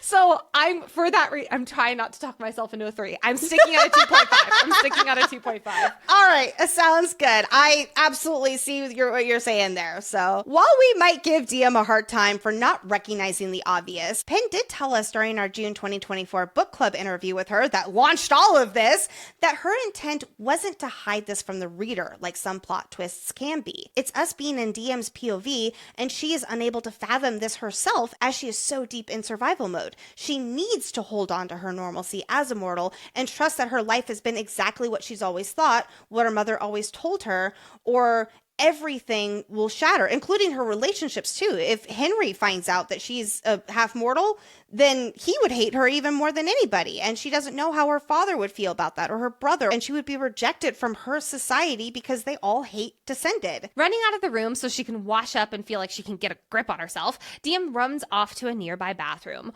only to be stopped by the one person she does not want to see right now. That dude who was fighting with her mother before her mother mysteriously disappeared. Seeing Luther immediately took DM back to that blood sun foraging day afternoon. And she's furious with him. After all, in her mind, he kidnapped or killed her mother because she was blackmailing him. And seeing him now in the flesh, it's as if her self-control is finally wavering, letting her mind believe for a moment that her mom actually might not come home, something she hasn't let herself even think about for 6 months. So she takes her anger out on this mysterious man. DM temper, strike 2. But Luther has a plan of his own in this confrontation. Figuring out what the fuck just happened, he's been feeling her magic. He is convinced she's a half mortal, and I'm pretty sure he's also asking her these questions to see if he needs to smuggle her out of the city. And he believes, rightly, that she just used Fortos healing magic. So he asks if her father hails from Fortos. That's such a cool part because I didn't catch that the first I didn't time. either. It wasn't until the deep dive that I was like, oh my God. Because of course he knows her mother is immortal. And if she just used healing magic, then her father must be a Fortos Descended. So when he comes to the healer center later and asks Moira, A, were her eyes really brown as a child? Tell me more. And B, if Moira knew her father. To which Moira says, quote, everyone knows Andre Bellator, the great mortal war hero. Yes, you guessed it. Mortal is in italics. What I would give to be in Luther's head during that convo. Because all he could probably think was, what the fuck? Back at the Healer's Center, more orally secrets unravel. Earlier, Teller told DM that he's afraid he won't be able to attend the Descended Academy anymore without their mom serving as a crown healer. DM knew their mother did work at the palace, but she had no idea that their mother was treating King Ulthar. And it hurt her to find out that both Teller and Henry knew, aka seems like everyone but her knew this about Orly. And yet she is the one who actually worked with their mother and was a fellow healer. Moira might have taken Orly's place as the palace healer, but this deal means no payment. Teller is aware that's a lot to ask of anyone who has a wife and family to care for, and he doesn't feel comfortable letting her continue to do that for him to continue going to the Descended school. So to ensure her brother's education is safe and his mind is at ease, DM offers to take up some Descended work at the palace until her brother finishes school next year. You know, the palace, the heart of the lion's den that Orly has strictly forbidden her from. Like DM will reflect soon, being in the Descended's palace symbolizes life after Orly Bellator. DM is tired of living in limbo of whether her mother will return. She wants to be ready to start leaning into a new life, even though she's not quite ready yet, with her reasoning to go to Fortos a great example. And this leads to her being a little rebellious by doing the exact opposite of what her mom wanted. I think it's DM's way of releasing some of her anger that she unwillingly feels toward her mother for disappearing and leaving them in limbo. Moira, very reluctantly, explains to DM that it's not so simple as being one of the palace healers until Teller finishes school. deal? Because the deal her mother made was for life. According to Moira, in exchange for Teller to receive his Descended Academy education, quote, your mother agreed to serve in whatever manner the crown requests for the rest of her life, and that requests from the crown would be her priority. If Orly broke her agreement, then she would be executed by the crown. But that's not all the secrets! Because the person who negotiated this deal on behalf of the crown was none other than Prince Luther. Dun dun dun! The very same scarred and broody man Orly was arguing with and blackmailing on the day she disappeared. Ah! We're beginning to learn there's a little bit more to Orly and her relationship with the crown than her daughter ever thought. Much more that she doesn't even realize it. We will learn in Heat that Orly wasn't just healing, but she was also spying on the royal family for the Guardians. Understandably, learning that her mother had this whole other secret life and all sorts of secrets from her, oh god, DM, you have no idea, it makes DM furious. She can't get answers because her mother is gone, and the other person who she would possibly able to learn anything from is, quote, that abominable descended prince. Is the anger amplified by the lack of the flame root previously dampening her emotions? Maybe. I think it's also DM having no idea how to process her feelings in full. Yes. This is all foreign to her, and she's tangled up in her emotions that she has never felt this strongly. And it's just compounded with all of these crazy life changes and questions and no answers when she is somebody who needs answers. But she has also every reason for this anger. Her mother left after making a fool's bargain that now DM feels like it's on her shoulders to uphold. Or else Teller loses his place at school and his future is condemned to one of the mortals when he has the ability to be extraordinary. Remember, DM is not warm and fuzzy with the Descended. She might not be at Henry's level, but she does hate the wealth that they have on display and the belief that they turned a blind eye on the mortal's suffering. And now, with taking on this bargain, she's forced to be around them, including the man who, DM believes, possibly killed her mother. This revelation about her mother's deal with Luther to be the palace healer for life is the tipping point of DM's world crashing down around her. That night, she can barely get through dinner because her mind is such a mess. But what stands out is that her mother kept so many secrets from her specifically, her firstborn, her daughter who, at one point, it was just the two of them.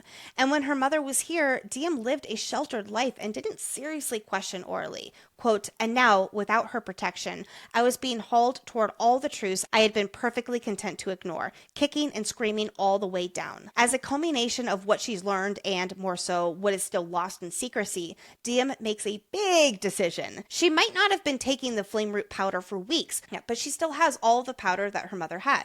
Little does DM know how rare this powder is and how illegal it is in the 9 realms, but don't worry, we will get to that next episode. To DM, this flame root represents all of her darkest emotions in tangible form. Since the elderly woman, aka the Umbros Queen, told her that her mother is hiding it, that her birth father is still alive despite her mother telling DM otherwise, and that she needs to stop taking the flame root, this powder represents her mother's darkest secrets that she is so angry about. Plus, it's been weeks and she isn't having these hallucinations her mother warned her about. She's fine without it. Tell that to the light coming out of your palms, but that's okay. Or the wolf that's about to explode.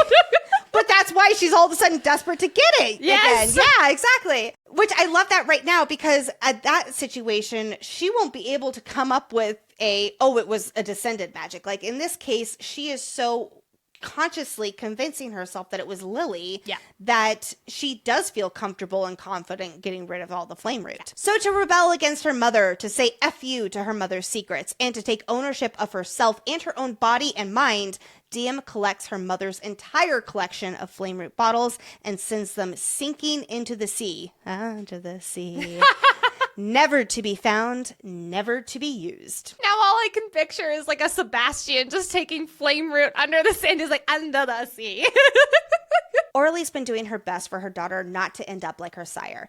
And I truly do believe that, in addition to all the reasons we've been talking about for why DM has been taking the flame root, her mother doesn't want her precious daughter to be anything like her birth father, who, from her perspective, tried to kill his child, who is manipulative and possessive and all the rest we will discuss way later. But here in this moment for our FMC, I love how this is how her story really begins. She decides for herself she's not going to take this stuff again, or ever. She's been doled her whole life, and this is going to to lead to her becoming a bull in a china shop.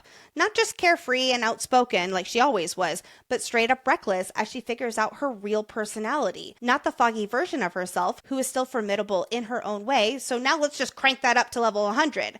And this isn't even touching on the power she now has, including the healing magic from Fortos we saw on full display with Lily. But, of course, DM has no idea that's what all these weird incidents stem from. In this magic-fueled segment of the episode, let's tap into our Umbros magic and turn our full attention to important foreshadowing moments for the rest of this book and series, including speculations for Book 4, Burn. DM thinks about how often parents' hope-filled dreams for their children don't exactly go to plan. Oh, that is just a mirror staring right in her face. There's also a moment when fighting the men in the alley where the tip of one of their dagger skims along her ribs but doesn't cut her. Only her clothes. I guarantee you it actually did cut her, but because of her descended skin, she didn't get cut. When Diem first sees Luther in Chapter 1, she doesn't feel his magic yet, and that's because she is taking the flame root that puts a blanket over her magical abilities. The next time they meet at the palace and she hasn't been taking the flame root for weeks, she can feel something in the air, but isn't quite sure what it is. It's his aura that she can now feel. In Chapter 1, Diem thinks about how she, as a child, hoped that she would be the long-lost heir of a faraway kingdom because she felt insignificant. Well, she's not so far off because she is the heir to the Lumnos throne, but also all of the thrones in Amarian. But I also want to point out that if Ophiuchi is indeed the kindred Omnos, which we'll get way more into that in a future episode, then technically she would be descended from a faraway kingdom, just maybe a faraway homeland, which we know from the Montios' journal in Heat that something happened at this faraway homeland that should have scared the younger brother Omnos, but didn't. So I don't know if it's a homeland she'd want to go back to, is what I'm saying. While Orly is talking to Luther, she says that things are getting worse and, quote, helping me might be the only way to stop it. Earlier, Diem notes that Mortal City is like a tinderbox, one spark away from exploding. There's that word spark again. This is all foreshadowing for the building tensions, the activity of the Guardians, and the war right around the corner. Many naive mortal women get caught up in the, quote, spell of charming descended men. And Diem thinks how that would never, ever, ever be her mother. But in a very unique instance, that's kind of what happened. When Orly finally tells Diem the story of her birth father, she'll say, quote, Ophiuchi was unlike anyone I'd ever met. The simplest stories would fascinate him, and he spoke of his dreams to change our world for the better. He was charming, and I was lonely. On the walk to school with Teller, we get an alarm moment when Diem threatens to slip some rosebane into Lily's morning tea. And how it wouldn't kill her, per se, just make her a tiny bit insane, because it's rumored that when you take rosebane, you can talk directly to the gods. Rosebane, you say? Because at the end of Heat of the Everflame, Yrcel tells Diem, quote, take the rosebane, use my key, heed my warnings. I cannot wait to talk to the gods in Book 4! Me either! In this same joking conversation with Teller about, poisoning the Lumnos princess, I love how Diem is like, she would never actually do it. Like, she really is just joking in this. But then there's Henry, because when Teller says, try not to plot any more royal assassinations, Diem might respond with, we'll take it into consideration. Like, she's totally just playing around here. But Henry says, no promises. Yeah, Henry has bad intentions. I'm not saying that specifically about Lily. He'll be part of the mission to blow up Kareel, where the Montios king will die, for starters. But yeah, he's definitely ready to kill some crowns and make them pay for what they've done to the mortals. He very much follows Vance's lead, and Vance is a kill every single descended. On this same walk with Teller, Diem expresses hope for her brother to go to those fancy research institutes in Sofos. She will still learn from Henry what this really means for mortals, albeit an exaggerated version, and she'll do everything in her power to prevent Teller from going, including declining an invitation from Sofos for him to attend, which will definitely bite her in the booty. Henry and Diem worry about Teller getting caught up with the princess, and Diem's like, no, he's smart. He knows the consequences. Whoops. DM mentions how when she and Henry went over to the Montios border, they saw a group of secret nomadic descended. Yes, we will see a very similar group in Heat who are tucked away in a cave. And when she went over the border and onto Montios' soil, she unknowingly received the magic of the realm. But it's been stifled by the flame root, so we have no idea yet that she can wield stone and ice and snow. We'll explore where DM has already been and what this means for her magic next episode. Moira says to DM about her and Henry, quote, "Only an act of the gods could keep you two from falling in love." The gods, you say? Like DM being the daughter of the Forgotten? And/or DM being connected to the old gods and all the prophecies from the gods about her? In this same passage, DM reflects how she has run away from any boy who has looked at her with something deeper than lust. Ladies and gentlemen, I give you our slow burn. Ah, my favorite! Moira says that the Descended get jumpy whenever mortals are around, so don't go wandering off. Shockingly, DM will break this rule. We meet Lana, the healer in training, who's going to steal Henry from DM. I'm sorry. I can't even say that with a straight face. One of my favorite moments in Heat is when Lana's like, "I'm sorry, you can't have him. He's mine, and I don't want, like, nah. And Henry's just looking at her like, "Oh, my brave girl." And DM's like, "Can we get this fucking over with already?" She's like, oh my God. She's just like laughing about it all to herself. I feel like that was like barely even scraping the surface of all the foreshadowing from this first stretch. Now it is time to enter the Sofos Library, where each episode Lexi guides us through a world-building topic to help us deepen our understanding of this world and the magic within it. Today's Sofos Library topic is Foraging Day and the history behind it.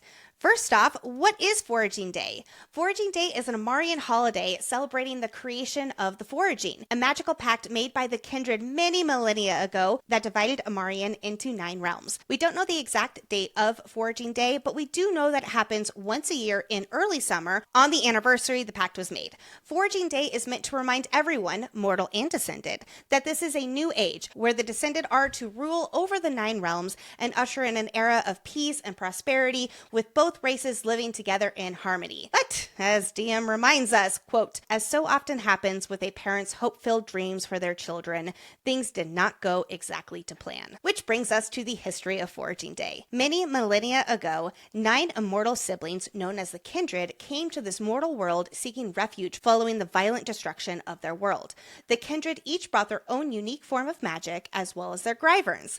They also brought a piece of their home world called the Heartstone, and it was when they shed their blood on this Heartstone that they forged the spell. That's the magical pact on the date that Foraging Day is now celebrated. After arriving, each of the Kindred fell in love with a mortal citizen of Amarian, and rather than watch their beloveds wither to old age and die, the Kindred agreed to abandon their eternal youth and bind their lives to their mortal lovers.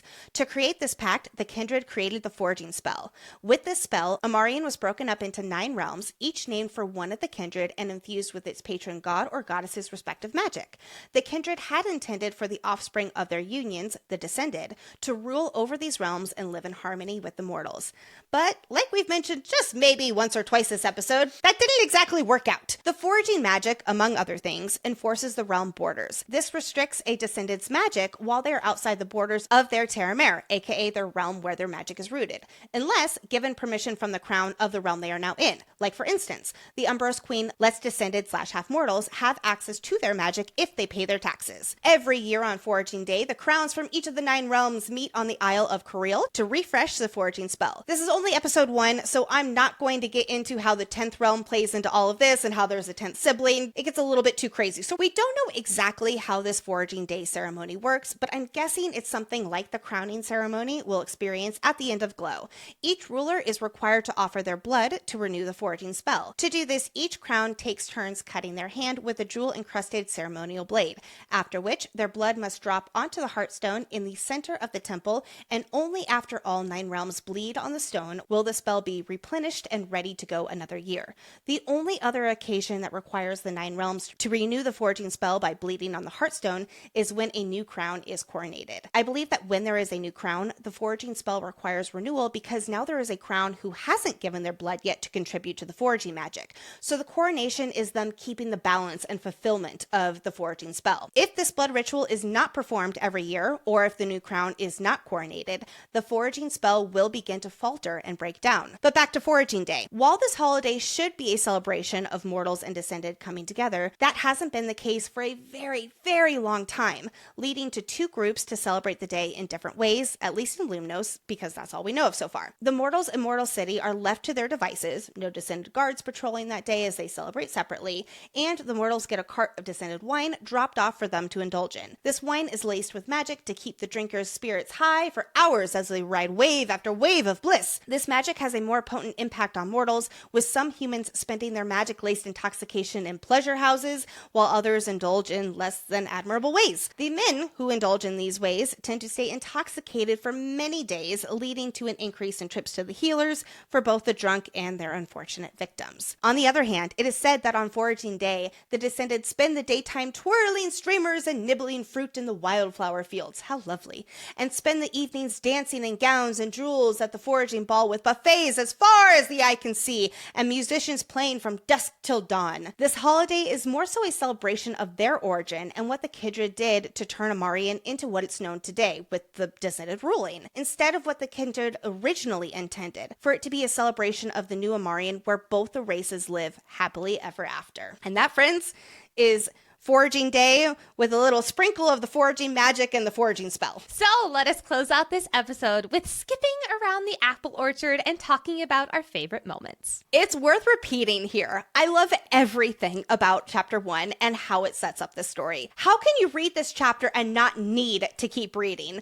All of the Easter eggs. I know we didn't even cover them all, it feels like. There's just so many, and it shows how much the series is plotted out. I love that DM notices Luther's, quote, rather impractical sword on her first sighting of him, and even now she's making fun of this garish piece of tin. So good. The curse words in this series is top notch, and we get our first one in chapter 1, Fortos's balls. I'm so excited. We'll soon be introduced to Lunos's tits, and I just get such a giggle out of it. I'm 5 years old. Something I just adore is from the get-go how DM and Teller interact. They love each other so unconditionally, but they also are such siblings in the way that they rip each other a new one at every given opportunity. This is less of a thing I love. It's more of like a, wait, what? Only Elric bothered to thank DM, Moira, and Lana when they healed the Descended. And yes, I know like Luther stalked off and like, you know, Lily will later pull DM aside and thank her personally in the streets, but there were so many other people there and they didn't get thanked other than the kid who ran for help. Like, that's outrageous. I always love Moira, but dang, I am loving her more and more on this deep dive, especially the moment where Elric offers to carry Moira into the palace and she smacks him with her cane. What an iconic woman. I love lines like this, quote, I couldn't shake the feeling that if I brought this man into my life, it would open a door I could never close again. Yeah, it's true. And lastly, I have a question, and this might be on our Ask Penn list. We know from a scene at the palace that Descended age like humans only until adulthood, and then their aging drastically slows down. He, Luther, could just as easily be 25 as 250. We don't know how old Luther is. How old is Luther? It's never stated. I feel like I've always had it in my head that he's like 200. What? Yeah. Well, okay, so like think 25. about Zelric. Think about Zelric. He saved Zelric when Zelric was much younger. Not a child per se, but I think he was a teenager. Is that right? That sounds right, yeah. Yeah. And Zelric is clearly older now, too. So I need Penn to answer this because I do, too. I'm going to shattering. guess he's about, like, if I had to guess, I would say Luther is 140. All right, friends. With that, episode 1 of Spark the Everflame is in the books. Huzzah! Thank you so much for listening to this first episode of our Spark the Everflame deep dive. We will see you again next Monday for episode 2, where we are covering chapters 7 through 14. It's time to go fuck Henry in the forest! We're introducing my new favorite segment, and I am so excited to share it with you all. I have literally been waiting, I think, 6 months for this. I'm so excited. I have some shopping to do. That's all I have to do. say. We'd love to give the biggest warm welcome to our newest Crowns Council members. Extra cherry on top for you to be our very first shout-outs with the new tier name. Welcome to Leia D, Ashley B, Yumiko B, Marissa B, Brianna C, Lydia B, Cody D, Taylor K, Osley J, Linda C, Caitlin L, Melissa H, Cheyenne W, Danielle K, Katie L, Andrea A, Katie D, Liz, Rebecca R, Donna R, Danielle W, Natasha P, Aurora K, Crystal K, Sarah L, Ashley R, Juliana, Katrina S, Sarah C, Madeline, Michelle H, Candace O, Sabrina H, Miranda M, Ananda, Kira L, Kylan, Stephanie M, Amanda W, Ash, Jules P, Emily I, and last but certainly not least, Karen! Welcome! Oh, and if you're like, hey, I want my name shouted on the podcast and to be showered with all the love and attention too, join our fan club at fantasyfangirls.com/fan club. Link is also in the show notes. Thank you, as always, to our Sofos scholar, our content researcher, Brooke, and our executive producer, aka our sanity manager, Hayden. We are very active on social media with weekly trivia. We're going to have some Amarian guides coming up soon and lots more. So please be sure to follow us on Instagram and /or TikTok at Fantasy Fangirls Pod. And if you're watching this on YouTube or you want to watch this on YouTube, I promise we're really fun to watch with all of our crazy expressions. Pretty please hit that subscribe button to keep following along. While you're tapping buttons, go ahead and hit that 5-star button and write a little love note in the review section. It is so helpful, not only for this podcast, but for any podcast you listen to.